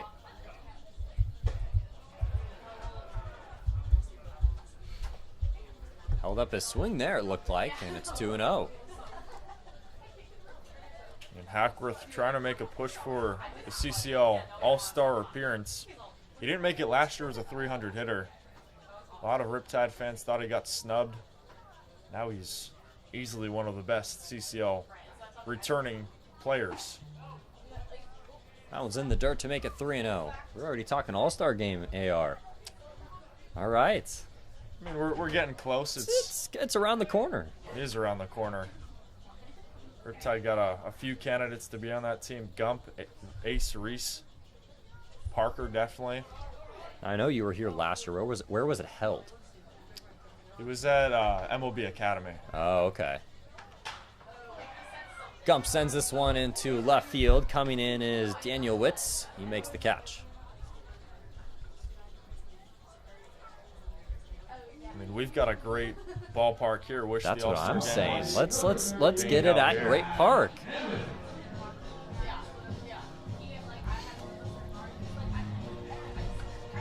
One gone now brings up, 2 gone, pardon me, and it brings up Jack Hammond.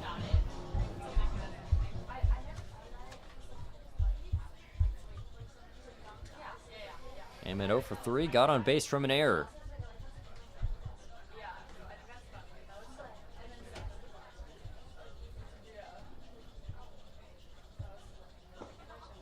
First pitch is in the dirt for ball 1.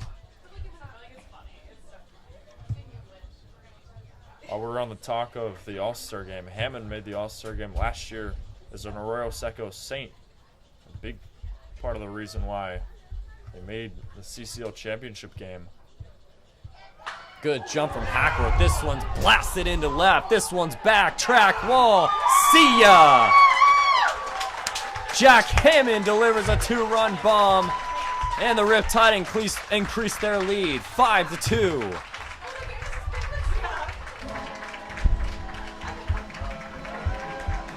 As soon as that ball got hit, Andrew, you are up cheering for Mr. Hammond.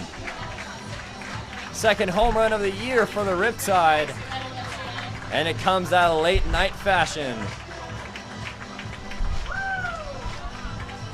Mr. Hammond, that ball had a family. That one was destroyed. Oh my goodness. A no doubt home run. The outfield was frozen.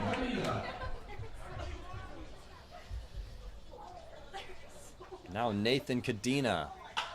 He puts this one into center, but it's right at Kenlinger for out number 3. Patrick Hackworth got it started. Jack Hammond put the wrapping on the present. It's 5-2. We go to the top of the 8th. A 3-run bottom of the 7th for the Tide.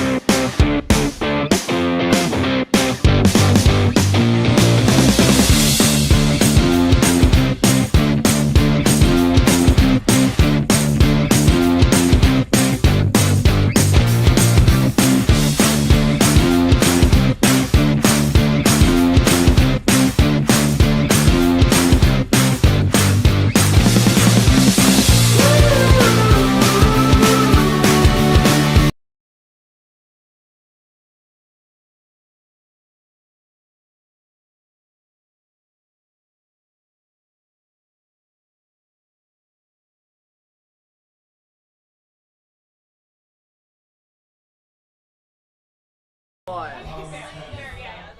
of the 8th inning, 5-2 Riptide. A 2-run bomb from Jack Hammond. Now it's Tanner Wordy coming into the game. First pitch swing in is Tommy Kenlinger. He goes down 0-1.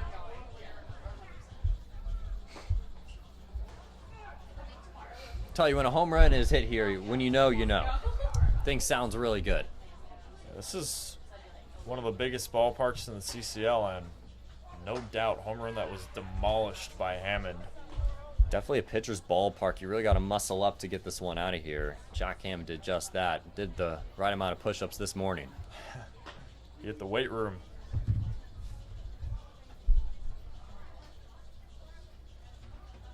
One count. That one's upstairs. It's 2-1.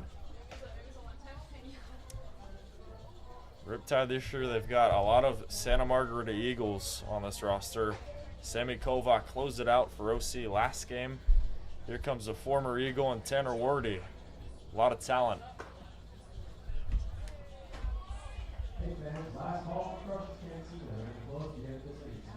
3-1 to Kenlinger.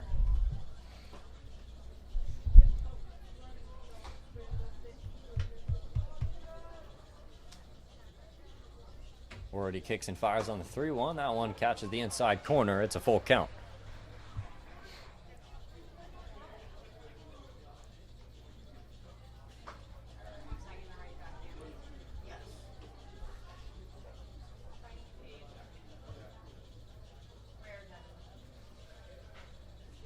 Payoff pitch to Kenlinger's way. This one's chopped. Grabbed by Wordy. Bad throw, though, as Kenlinger beats it out. That was going to be a tough play either way. Wordy throwing that off his back foot like he's a quarterback. Yeah, Wordy threw a strike right to the first baseman, Hammond. That was very impressive, especially in foul territory, turning on your back, able to get something close. Now it's Lucas Danielowitz.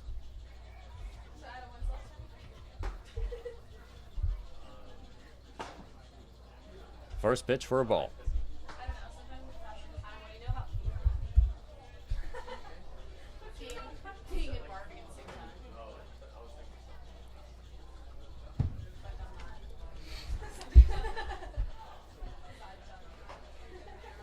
On the 1-0 pitch, runner takes off. No throw down to second. Swung on and missed. That's 1-1. Kenlinger takes second without a problem.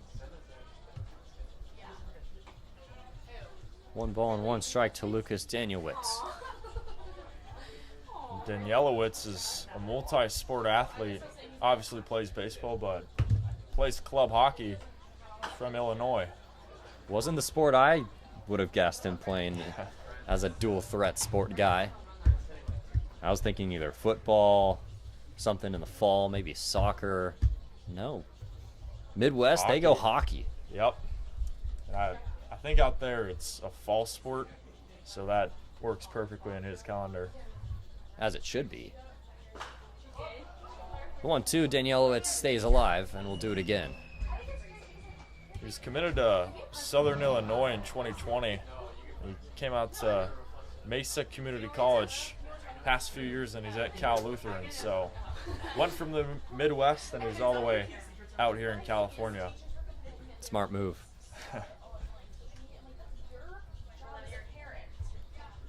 1 ball and 2 strikes. That one just missing from Wordy. 2-2.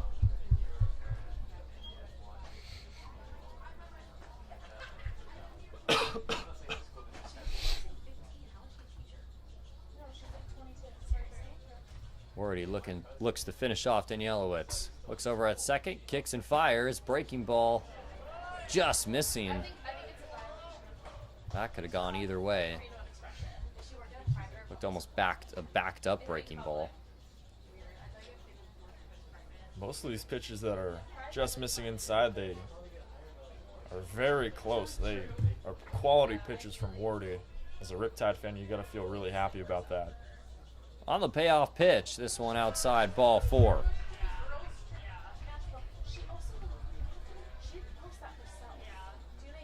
That caused Anthony Marnell to trot on out to his pitcher, have a quick chat. Don't look now here, but Justin Rubin represents the tying run. Yeah, and this is a big spot here for the Oaks. They trail by 3, tying run at home. Huge at bat coming. Wardy might be a little bit tired, though, I think, since he kept battling with Danielowitz. Had to take a little break. Here comes Brian Evans. Ryan Kittredge in the bullpen lurking.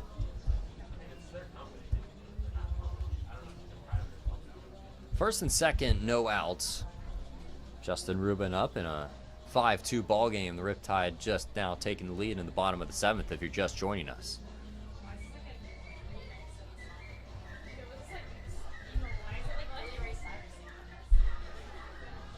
A walk, or a single and a walk, brings up Rubin, who's been semi-quiet since his Little League home run in the first inning. Has a walk and a ground out.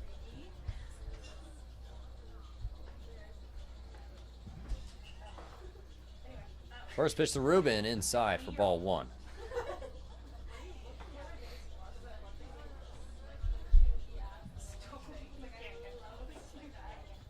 Andrew, we earlier in the game talked about timely pitching, and this is when it really needs to show up. This one roped hard into left. That's going to split and find left field. Kenlinger's getting in the way of home, and it's a 2-run game.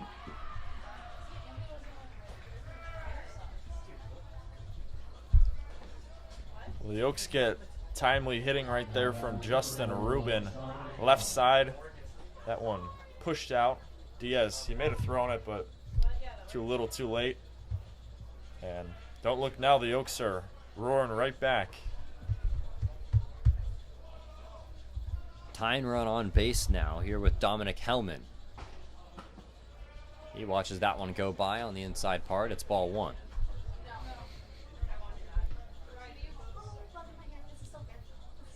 Hellman is another guy who's not an easy out. Hit 271 in 24 games for Oregon this year. Tries to hold up his swing, and he went around. 1-1.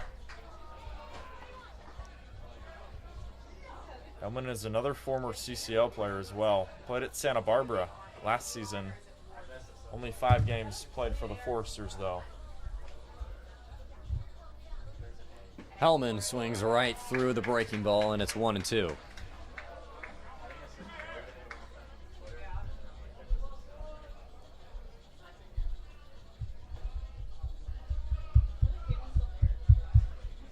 Hellman this season just 0 for 7.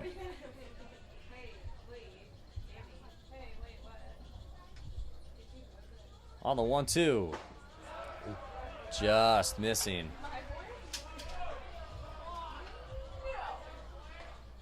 Justin Rubin over at first. Lucas Danielowitz over at second. 2 balls and 2 strikes. Rubin represents the tying run. Already looking to get a big first out here. Popped up. Out of play.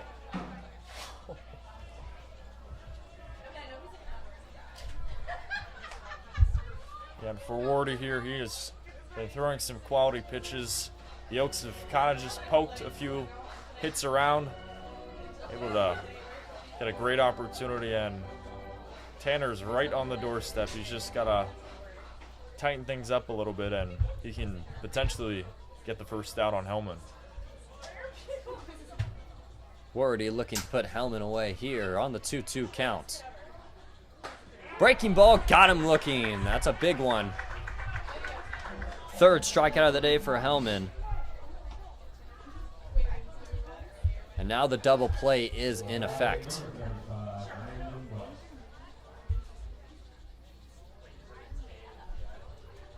It's now strikeout number 9 for OC pitching. One more would get you double digits, and I'm sure it's the pitching staff that's got to feel good if they get it. I thought you were going to say one more gets a jumbo jack. Yeah. I know you're a Dodgers fan. You know that. I got really excited there. 1 ball and no strikes to Landon West.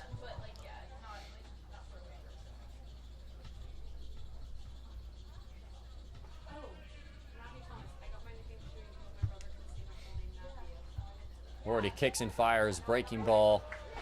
Gets the inside corner, it's 0-2.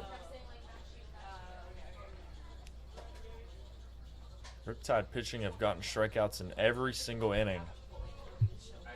They've been on top of it tonight.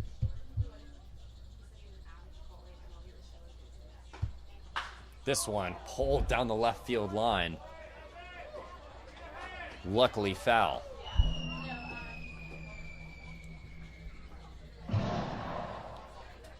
West, his timing was just a little bit off there.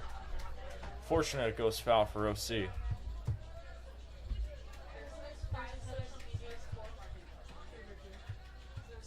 On the 1-2. Softly hit over to the right side. Jack Hammond makes the catch for out number 2.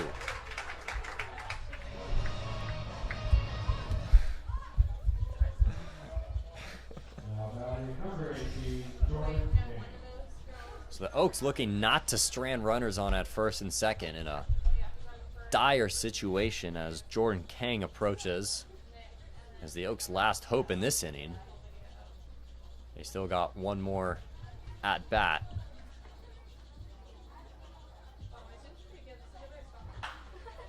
First pitch breaking ball swung on, fouled out of play. Yeah, for the Oaks here, have 2 runners on with no outs, and they end up getting retired here, only getting 1.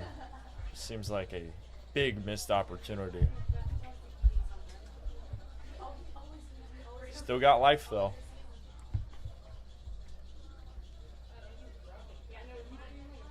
The 0-1. Kang takes way outside, and it's 1-1.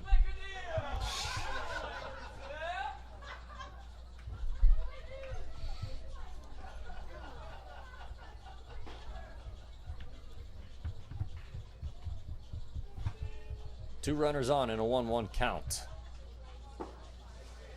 Breaking ball just misses. It's 2-1. Kang's a big-time player, especially in high school. He went to Harvard Westlake, and he was a big-time player there. First team All-Mission League, All-Area team as well.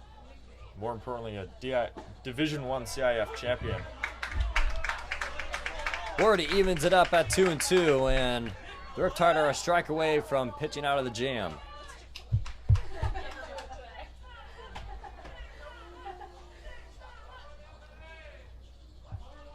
Deuces wild to Jordan Kang.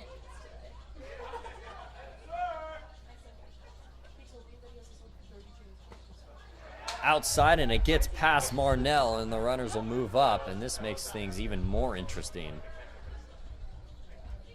as the count goes full with now the tying run in scoring position over at second. Can only imagine the pressure going on inside of Wardy's head here. This is potentially the pitch of the game here against Jordan Kang. Gotta have a slow heartbeat if you're Wardy.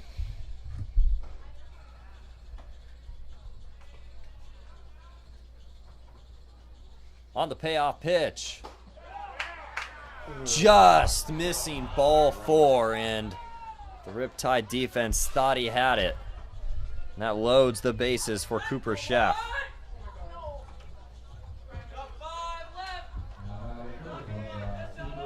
Bases loaded, 2 gone. And the Riptide might be going for a pitching change here. Even if Wardy's night is done, he's still pitched really well. I mean, some of those pitches were just barely balls. Quality pitches, and unfortunate for Tanner, he's going to have to take a seat. 5-3, bases loaded. New pitcher Ryan Kittredge coming into the game. We'll be right back.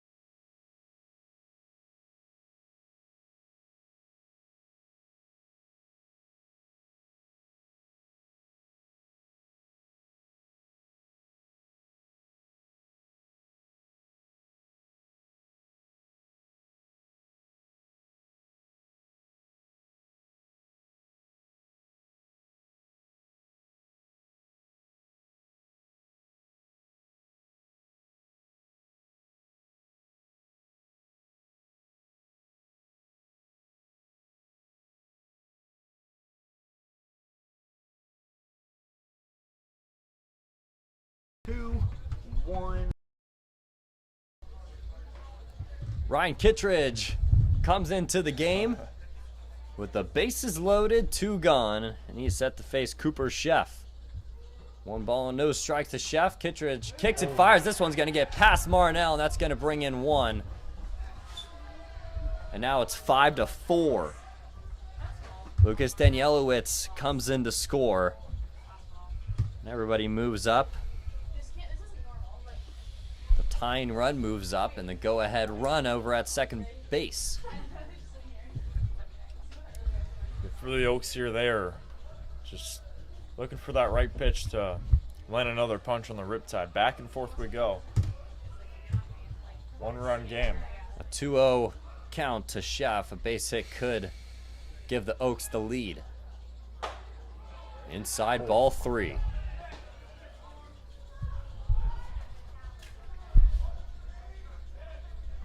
If Chef gets on, Jack Brooks is on deck.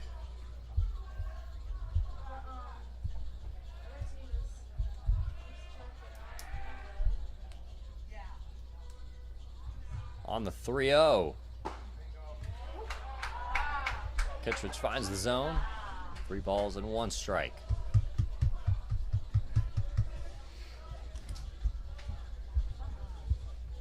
Yeah, if I'm Chef here, I'm just putting the bat on my shoulder, not trying to do too much. The 3-1 from Kittredge. Low ball 4, and that'll load the bases. Ruben thought about it. Didn't get 2. Marnell.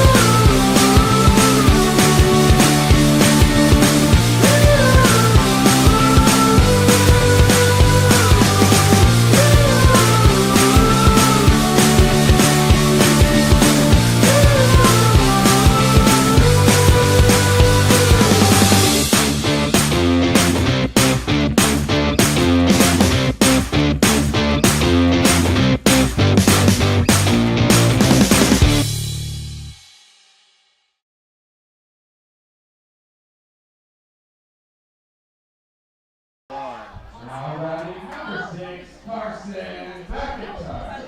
5-5 ball game now as we go to the bottom of the 8th inning. Jeff Wilson, Andrew Relvis with you. And well, there's a couple pitching blunders for the Riptide where they put up 3 and then they gave up 3. It feels like we're going 2 steps forward, maybe 3 steps back, Andrew. Yeah, this has been a very entertaining game, though, Jeff. I mean, you get 10 combined runs. Although, you know, pitching could be better, could be worse. The offense has been entertaining to watch. And, I mean, here we are, brand new ball game in the 8th inning. Jackson Holland, new pitcher, facing Carson McIntyre. He bounces one off the first baseman's body helmet, and he trots on over, and he keeps that on base percentage at 1,000.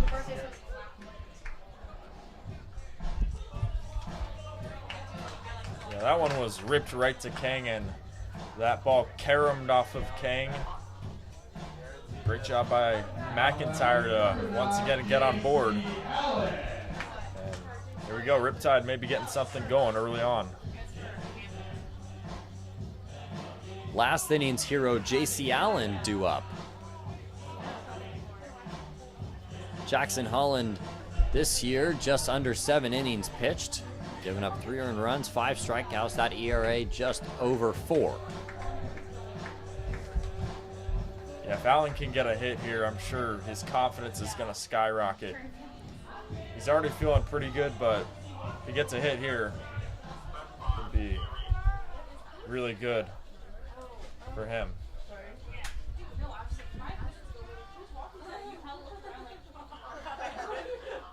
First hit of the year for Allen came earlier in the year. He tries to put one down, and he goes and he places it foul.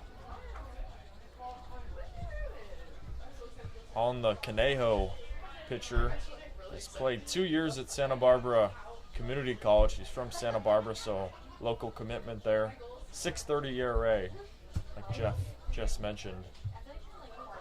Riptide trying to exploit him. On the 0-1, Allen squares around, pulls back, a fake throw over from West.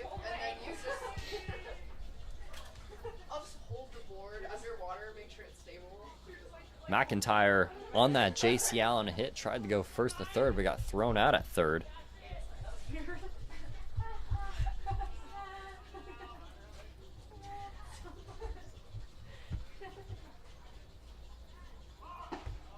This one's outside. 2 balls and 1 strike. Yeah, when McIntyre went, it'd be really interesting to see what would happen if he didn't go. I'm sure the Riptide might have been able to score a run or two. It'd be a different ball game. That one just misses, and Allen has a pristine eye for the zone right now. 3 balls and 1 strike. Think he squares around, or think he's getting the green light? I mean, we're here in the 8th. You might as well just stay put. Got the bunt down. It's going to be Holland on his own to tag Allen. And he's going to get called out. McIntyre heads over to second. Great job there from J.C. Allen. He gets the runner over. At Saddleback, he had a .407 on-base percentage. Here comes a pinch hitter.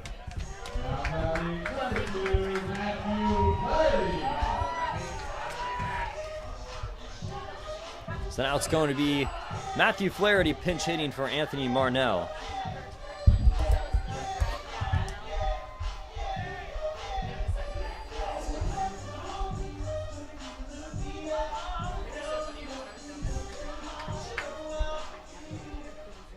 Pinch hitting, one of the harder things to do, coming off of the bench after watching 8 or so innings and expecting to do a job here.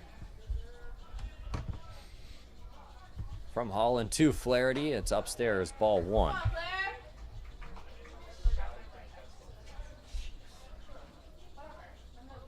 Flaherty hitting 172 this year.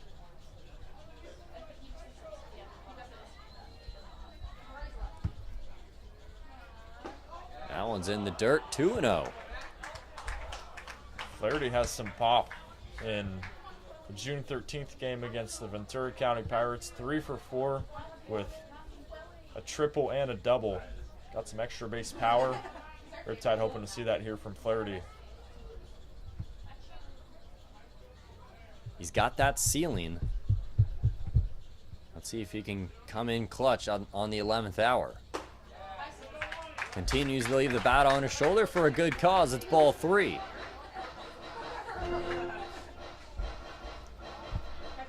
Yeah, Jack Holland here for Conejo. Obviously struggling. He just seems to be out of rhythm. Got to credit these Riptide batters as well. Very patient. That one's in there for a strike. On deck, it's Jackson Kemmer, who had a humongous triple in the 7th inning. 3 balls and 1 strike to Flaherty. Here it comes. This one's fouled right back.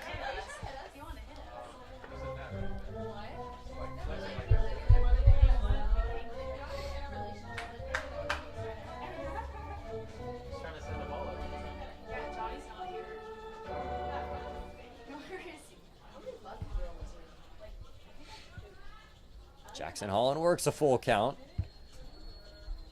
On the payoff pitch to Flaherty. He grounds this over to the right side. Backhanded play by Hammond. He throws over to Holland, who steps on the bag for out number 2.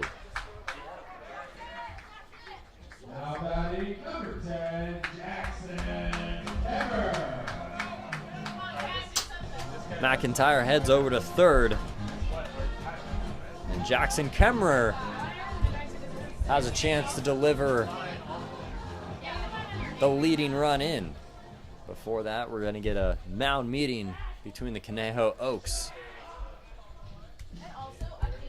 And Jack Collin right now just seems out of rhythm, and Conejo's head coach David Soliz just trying to calm down his reliever. High pressure situation for both teams here, the Riptide and the Oaks. This is a big game here in the division. I guarantee you it's the fact that, yes, there are 2 outs, but that doesn't mean you need to take your foot off the gas here. 2 outs are the third out sometimes the hardest out to get. I'm being a pitcher in college, I should know. There was a lot of times where I struggled getting that third out as a pitcher because you're just so close to the end of the line and you just don't mentally lock in. The Oaks are a game behind the Riptide. They're 6-5. OC's 8-5. Huge game in the balance in the early portion of the CCL season. 5-game winning streak riding on the line. Jackson Kemmer squares around a bunt. Pulls it back for ball 1. We got a safety squeeze going on.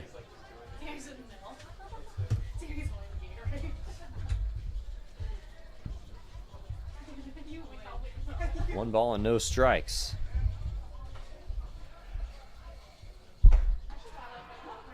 That one catching the outside corner. It's 1-1.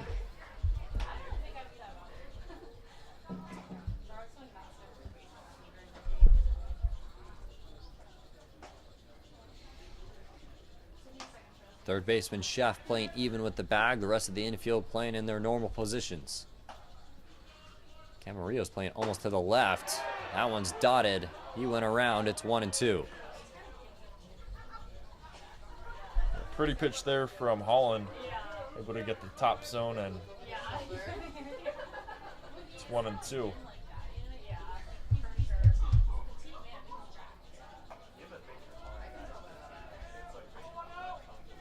On the 1-2 count, called strike 3. Jackson Holland gets Jackson Kemmer frozen on a breaking ball, and that'll end the bottom of the 8th. We go to the top of the 9th, all squared away at 5.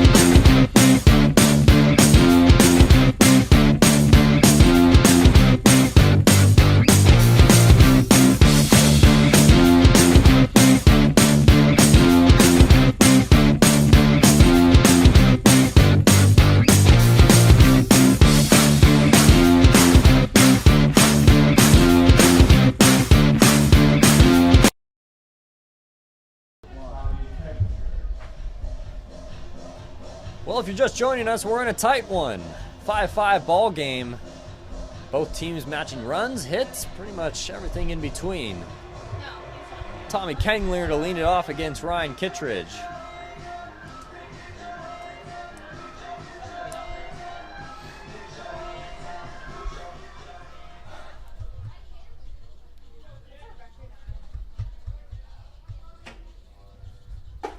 Swung on and missed from Kenlinger.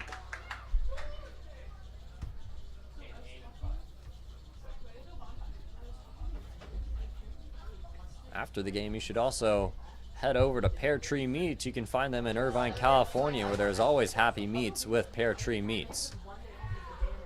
Kittredge's 0-1 is low, making it 1-1. Kenlinger's been a big catalyst for Conejo. He's got base hit back in the 8th to lead it off. Sacrifice fly in the 5th. 2 balls and 1 strike to Kenlinger. When the Riptide come up in the bottom of the 9th, it'll be the top of the order. 2-1 is inside, 3-1.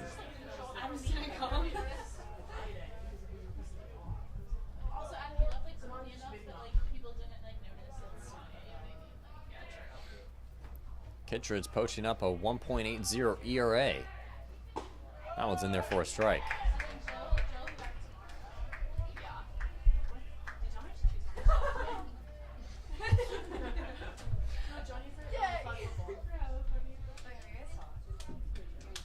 Three balls and 2 strikes to Kenlinger.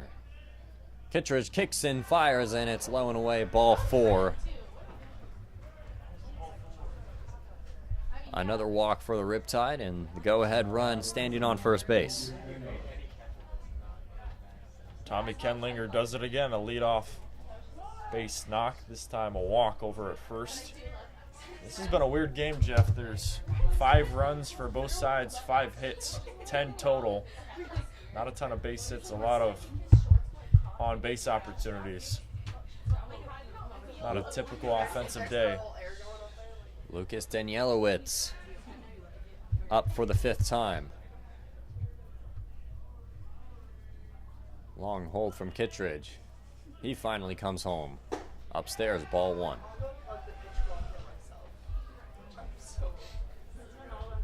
Seems like Kittredge is just kind of out of his rhythm right now. Got to dial it back in here with the heart of this Conejo order due up.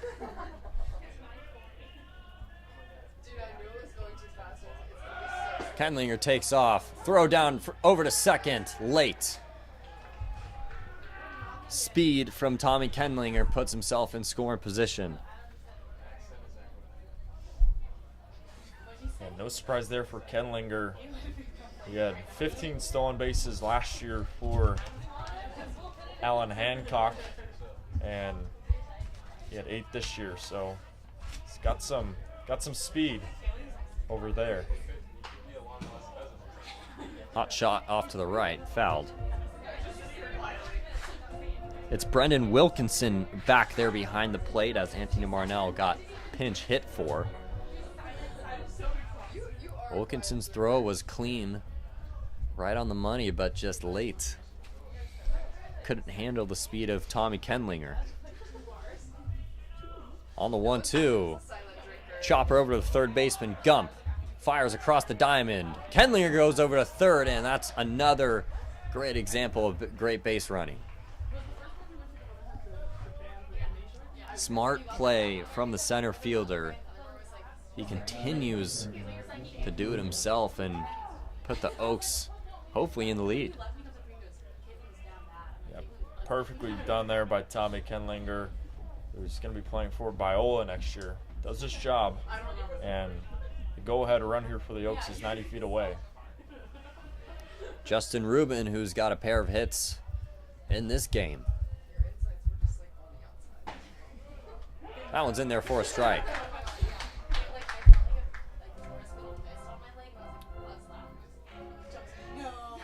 Rubin tonight has wreaked havoc, an inside the park home run and an RBI single back in the 8th. Big reason why Conejo's right and tight here with the Riptide.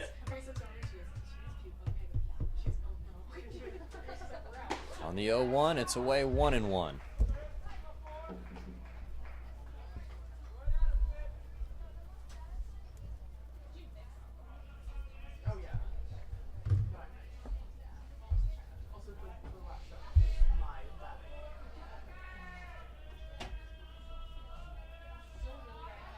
Kittredge kitchen fires. It's way inside, almost kneecaps Justin Rubin.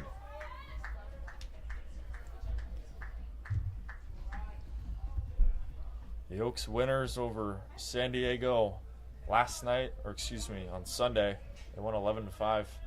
Rubin, a big reason why they won, 3 RBIs. He's got 2 tonight. The 2-1 pitch comes home. Just missing, 3-1. A lot of displeasement over on the left side.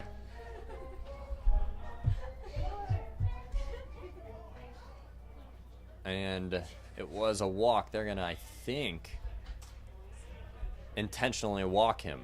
Yes, Connor Spencer did motion over so they can intentionally walk him. And now another mound meeting. Yeah, that intentional walk sets up the double play for Dominic Hellman, who has been hitless so far. He's probably the coldest bat so far for Conejo. Big call. Do you like the intentional walk? I mean, I get what Connor Spencer's doing. And you know what? The more I think about it, I feel like I do like it because Rubin has been probably the best hitter for Conejo. You got to face Hammond. Good call from Connor Spencer. But now instead of Dominic Hellman, you send up Austin Carrillo as a pinch hitter, who's been a tough out all year long for the Oaks.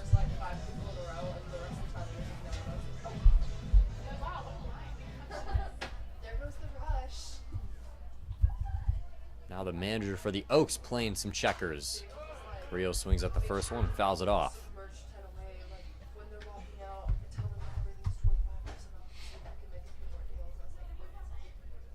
And Carrillo is a big Conejo guy. He's played for the Oaks 3 straight seasons, back for number 4. He's been with the team through and through. Runner goes. This one's into center field. That's going to give the Oaks the lead. Rubin's going to go first to third, and it's 6-5. Austin Carrillo comes off the bench in the clutch.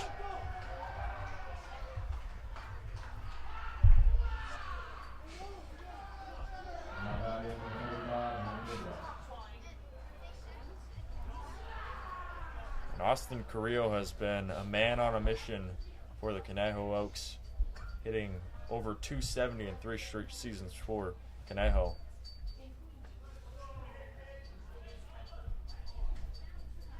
6-5 game, runners at the corners.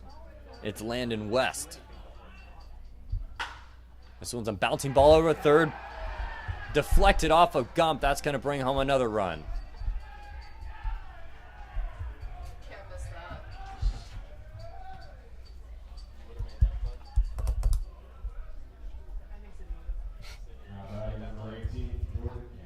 Yeah, that's a tough break for the Riptide. Rocco Gump has been great all season long, especially at third base, but that one off the glove into foul territory, and Conejo up by 2 now. 7-5 game, and they're not done yet as Jordan Kang comes up to the plate.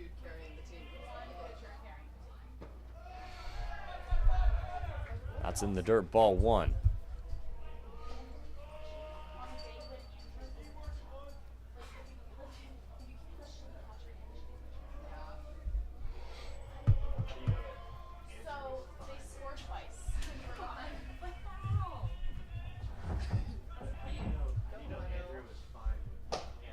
Way inside, and it's ball 2, and every single one of Ryan Kittredge's misses have been arm side. Feels like Brian Evans, the OC pitching coach, has to have a word here. He's wild right now. That one's called for a strike.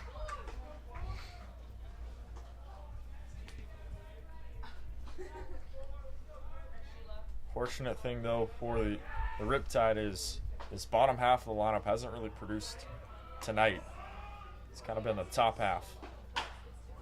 Baltimore chop over the pitcher's head. Cadina's going to have to make a play, and he does.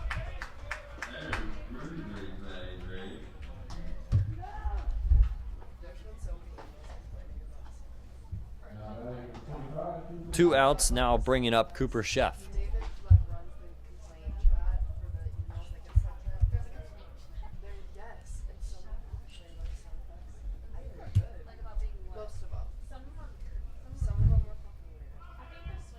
Cooper Chef, 2 walks, strikeout and a double play. Swings right through the breaking ball. It's 0-1.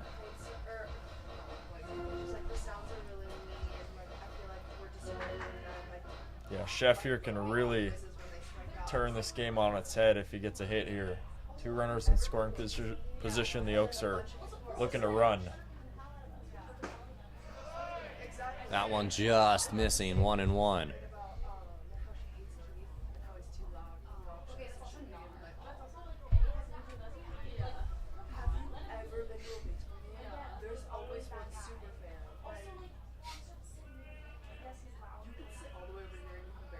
Chef on the 1-1 count. Takes low and away, ball 2. Seems like Kittredge has been out here for a long time. He's thrown right now. This is 34 pitches. Feels like a lot longer.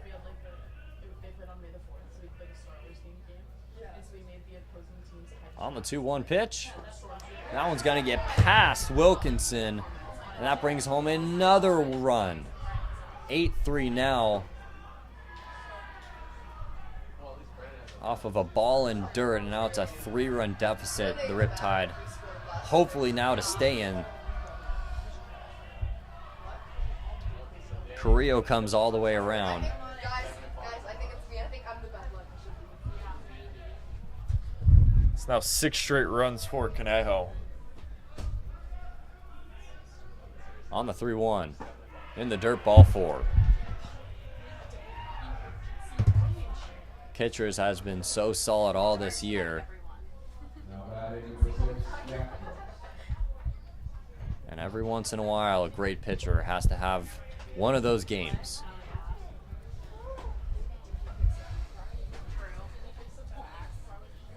Jack Brooks now, with runners on at first and third.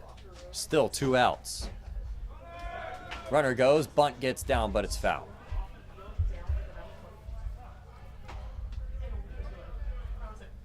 And the Conejo Oaks continue to apply pressure on the base paths. And that, I feel like, is a big reason of why they're winning this game right now. They've just been so perfect on the base paths with stolen bases and advancing on first and third, hitting runs. And it starts with Tommy Kendlinger. He was the one who started all this. They've been really aggressive, and all their gambles have been paying off. Well-coached group under David Solis. That one almost gets by Wilkinson way high.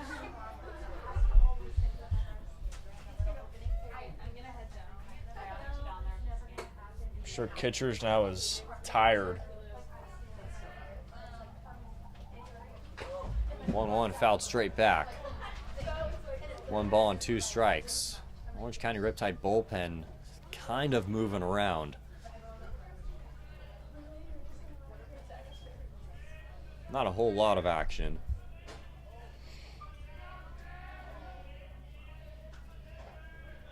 On the 1-2. In the dirt. Chef's going to get a free pass over to second.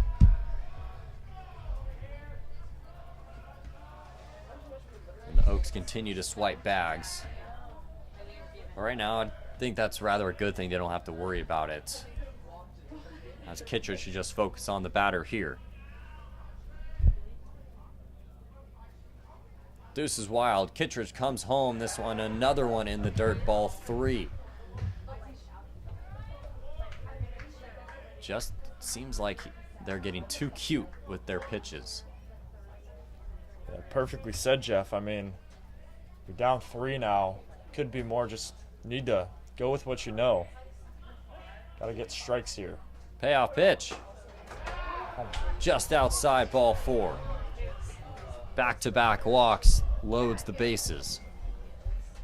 Second walk of the day for Brooks.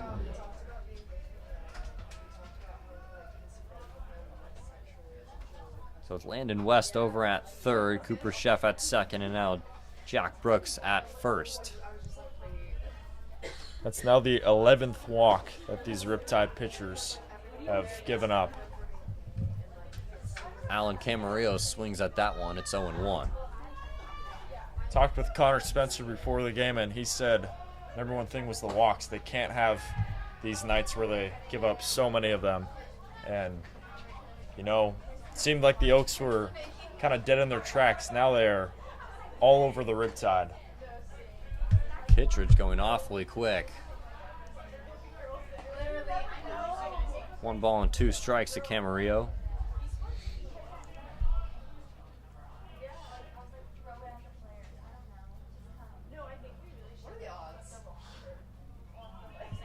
Ryan's waiting on the mound. Time called multiple times. Seems like everybody's ready except for the home plate umpire. Now the 1-2 comes home. Fisted off the end of the middle of the bat. Flip over to Kittredge. That throw's not going to be in time. And 1 run comes home. Here comes another. Throw gets past Wilkinson. The runner advances to third. And everything has collapsed for the Riptide defensively. And this game wide open now at 9-5.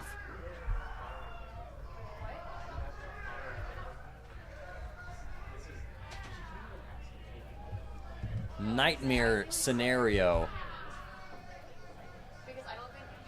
That ball from Camarillo took a funky spinning bounce.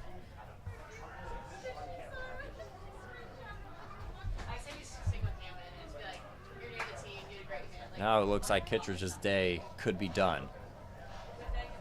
Connor Spencer is actually going to come out instead of Evans. And his day is done. Tough day for Kittredge, who was lights out and unfortunate for OC.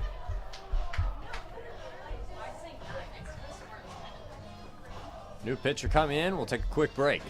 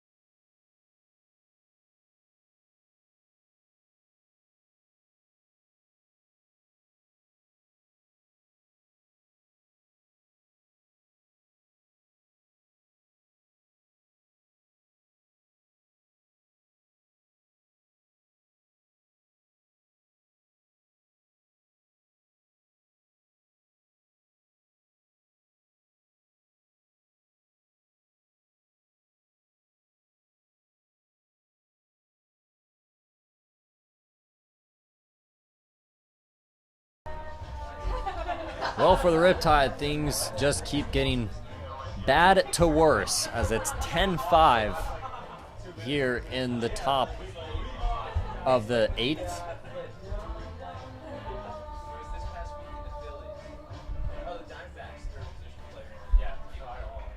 And moving on, it's Nathan Cadena going to be pitching. Yes, you heard that right.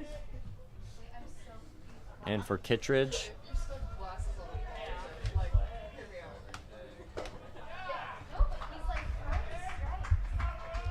Tommy Kendlinger takes ball 1, and the Oaks have officially bat around.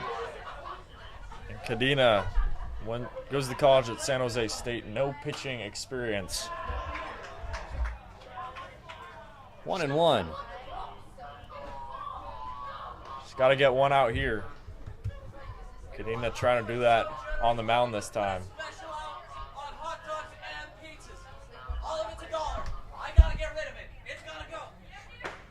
1-1's in there for a strike. It's 1-2. You know, as crazy as it sounds, Jeff, Kadena is looking really good to start. Not bad for a position player at all. On the 1-2 count to Kenlinger. He just gets a piece of it. This one nicked off his foot. It's foul. We'll do the 1-2 over again.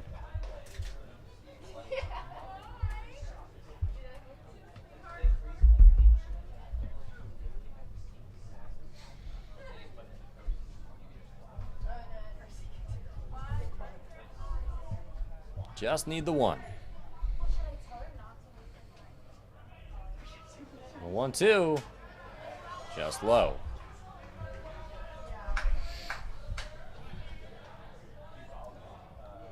Eight runs in 2 innings for the Oaks. The 2-2 count. He went around, and that's called strike 3.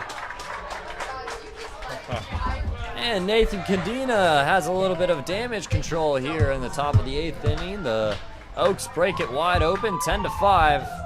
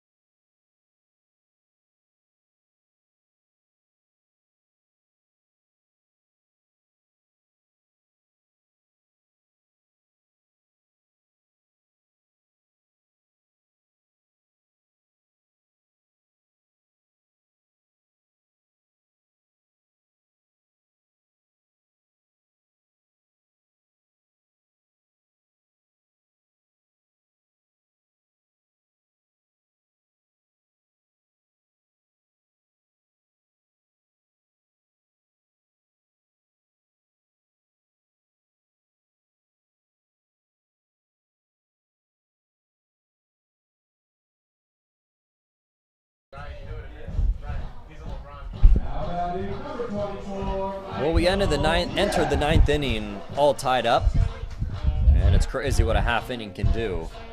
Oaks put up 5, now 10-5. Jackson Holland looking to finish it off. Michael Diaz, Patrick Hackworth, and Rocco Gump are the 1, 2, 3. So the positive is the Riptide have the top of the order coming up.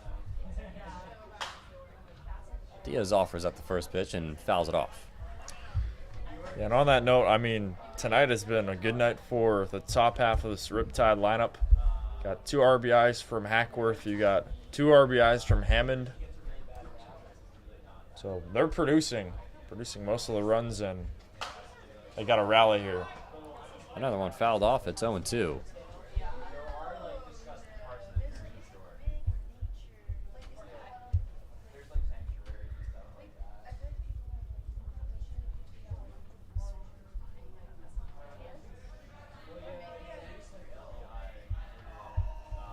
Holland kicks and fires. We'll do the 0-2 over again.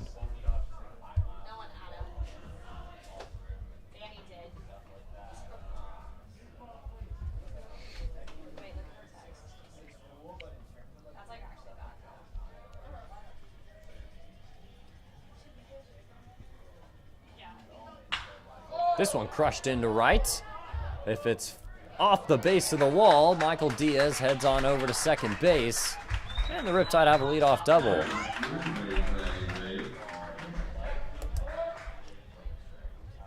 Great swing there for Michael Diaz out to right. That one had some heat on it. Saw the fire from all the way up here in the Wild Rivers press box. Not bad way to start the ninth. Riptide are going to need a lot more, though.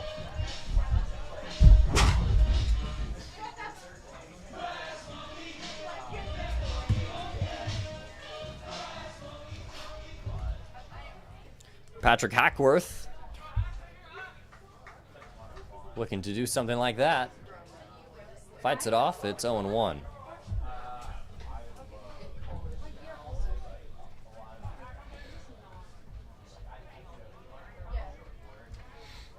Michael Diaz finally putting good wood to a ball off the base of the wall. Showing off that GCU power. That's upstairs, 1-1.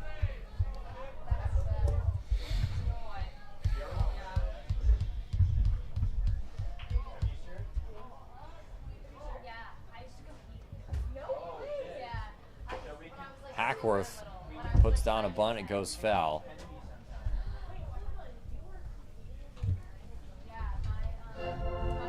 Interesting.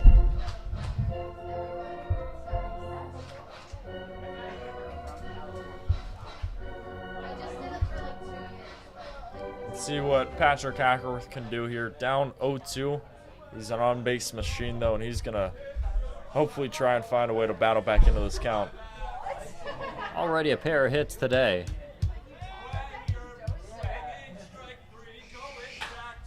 Chop over to left side. That's going to find a hole and going into left field for a base hit.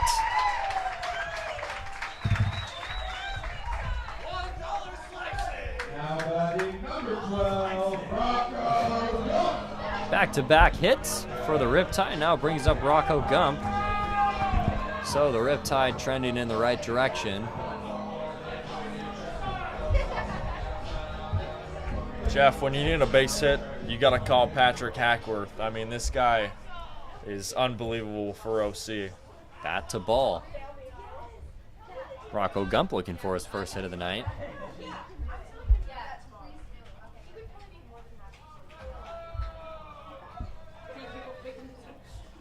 First pitch to Gump is outside for ball one.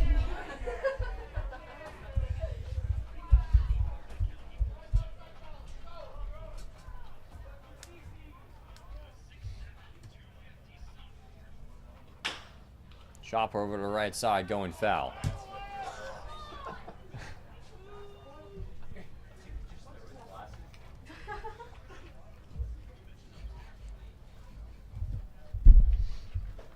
One ball and one strike. Runners on at the corners. Riptide need 5. 6 to win. I've seen crazier things.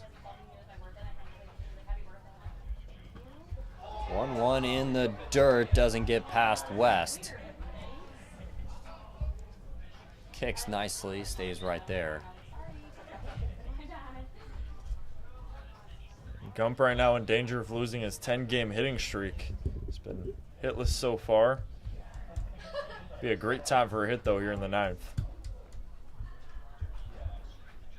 .340 batting average this year, thanks to that hitting streak. 2 balls and 1 strike. Just gets a piece of it. It'll go 2-2. He's gotten a hit in every single game this year for OC. His batting average actually went down 9 points after he went 1 for 4 last game against the Foresters. That's how you know you're doing good. Not every day your batting average is going down when you get hits. 2-2, misses inside.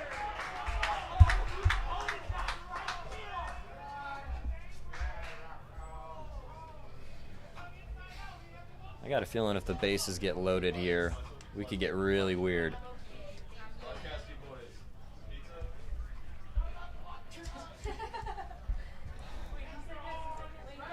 On the payoff.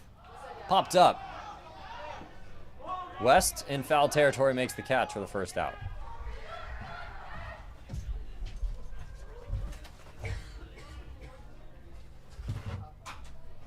One gone. Here comes Jack Hammond.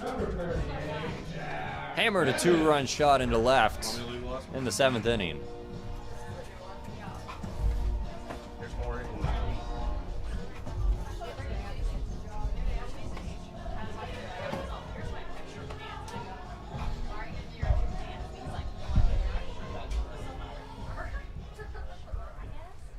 Pretty bipolar day for Hammond. He's got 2 strikeouts and then the 2-run home run.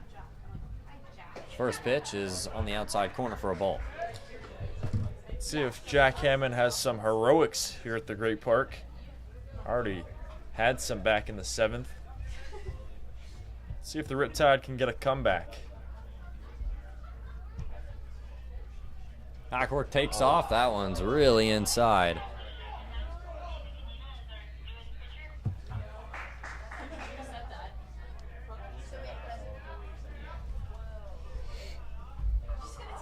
High and tight to Hammond.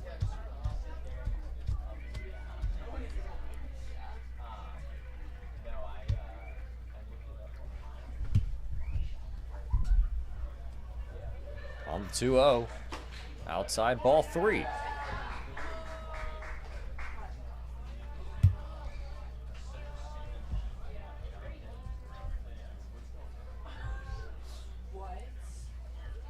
Well, and AR, there's only 2 options here for the Riptide. You either got to win it or they're going down. So I don't know if we have the pitching to go into extra innings. Hammond takes the walk, and now the bases are loaded with 1 gone. Now it's Shohei Kadena. I'm sorry, Nathan Kadena. I like that, Jeff. He can do it all. Pitch, hit, field. He is Mr. Utility. Well, right now we need him to get a hit right here. Certainly so. He's hitless so far. Time to break out of it. 0 for 3 with a sac bunt.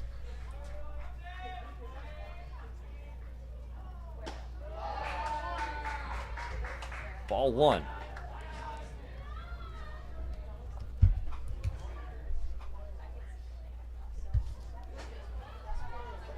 Every time the Riptide are down, it just seems like they always are fighting, no matter what. No matter the score, down by 5, still threatening. Been doing that all season. Do you believe in miracles? Certainly so. Do here at the Great Park.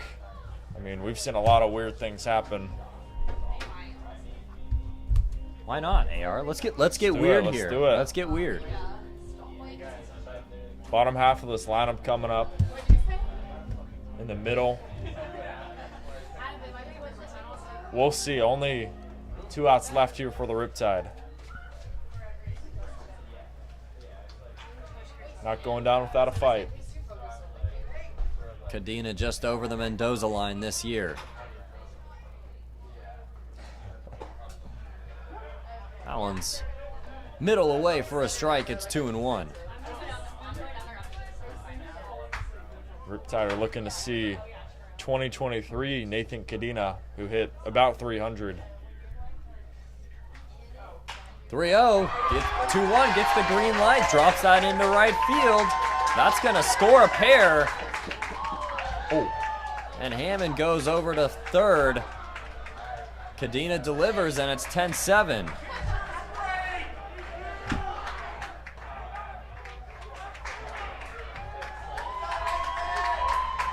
There you go, Nathan Kadena. You get the huge hit out to right.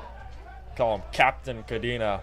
Putting the Riptide back in this ball game. Tying run at home. Here we go, Jeff. Now it's Carson McIntyre. A year and a half removed out of baseball. Finds himself in a great situation representing the tying run. Hit by pitch, walk, and then an error for him. For Conejo here too, double play ball is right up the middle. They can end the game if it goes that way.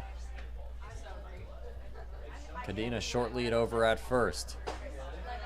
Inside, ball one.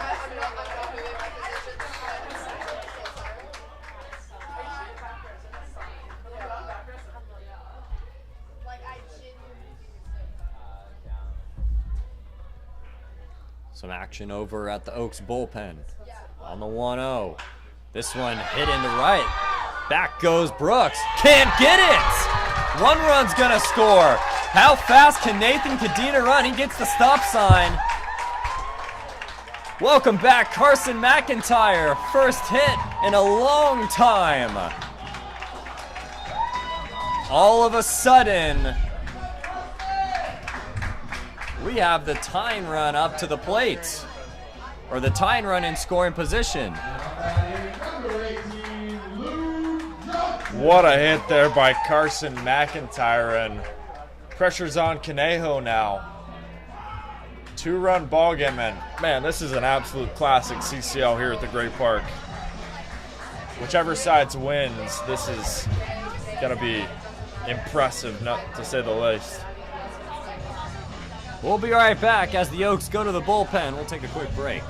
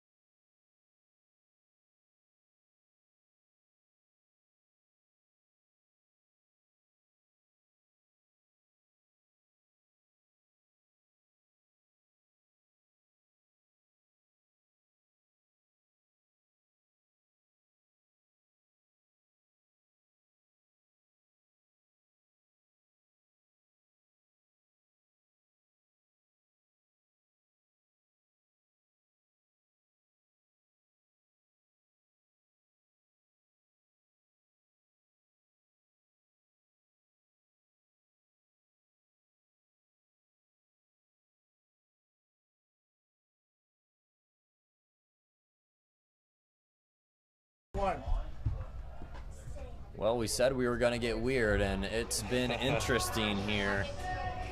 Down 10-5 before this inning, and now the Riptide have scored 3 so far with 1 out.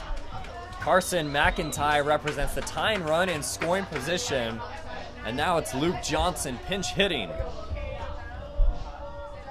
New pitcher Charlie Decker, the southpaw, looking to silence the crowd here and finish it off. First pitch to Johnson. Curveball in there for a strike. Decker this year for Conejo has been really reliable. 3 appearances and no runs allowed. He's gotten 6 strikeouts as well. On the 0-1 in the dirt, 1-1.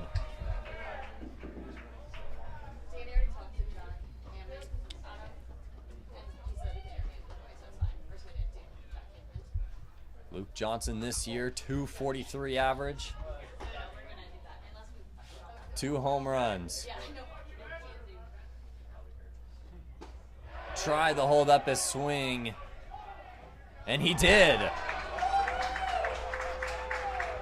Oh boy. I don't know about that one. 50-50 at the least. Very close. 2 balls and 1 strike. That's a huge factor. 2-1, fouled off. 2-2. Huge pitch up coming here for Decker.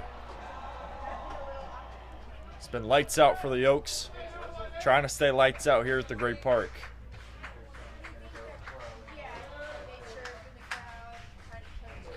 2 balls, 2 strikes. Carson McIntyre at second. Nathan Cadena at third.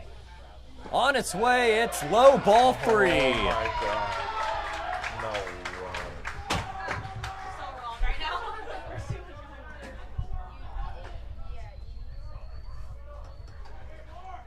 Brendan Wilkinson on deck. On the payoff pitch. Popped up on the right side. Tough run from Hammond. He's in foul territory. He gets it. Cadena thinking about it but not tagging up. That's a big second out.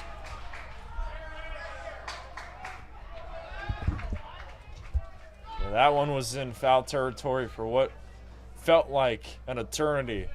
Just kept flying up and finally stayed in the ballpark for out number 2. Things get really tight here for the Riptide, but Wilkinson has been strong offensively. He's going to pinch hit for Flaherty as Anthony Marnell came in, started the game, got pinch hit for, Flaherty came in, and now it's Brendan Wilkinson. Now mound meeting for the Oaks. Runners stay where they are in a 10-8 game.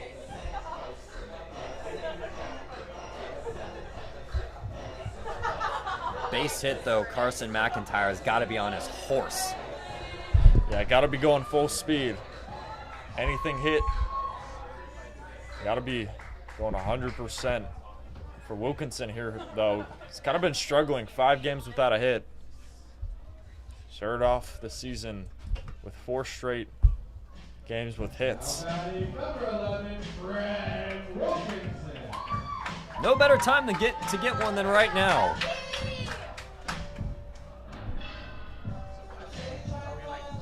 Brendan Wilkinson off the bench here in a big situation.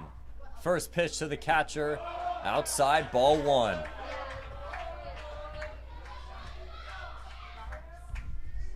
Eight runs so far in the 9th alone between these two teams. 18 combined runs, too. This has been an explosion.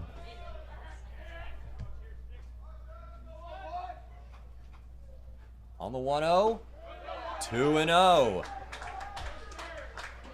Really good take there from Wilkinson. Wow. Yeah, he's a very patient hitter. He's not going to swing unless he sees something he likes. Up ahead here, 2-0. Tying run at second.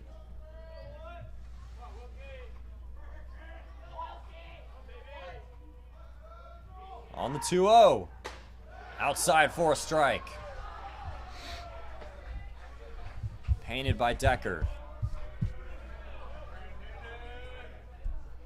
I respect that from Wilkinson. You know, you're not going to swing until you see a strike. He saw a strike, expect him to swing.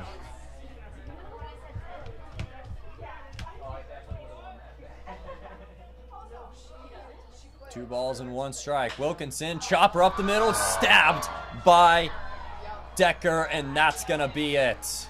What a play from the pitcher. And the Riptide just fall short of the comeback. And they lose this one 10-8. That had one heck of a chance if Decker didn't get to it. Not quite.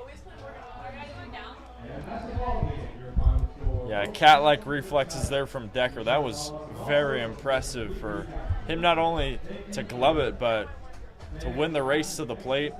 Yeah, he got that perfectly. You got to give credit to the pitcher there.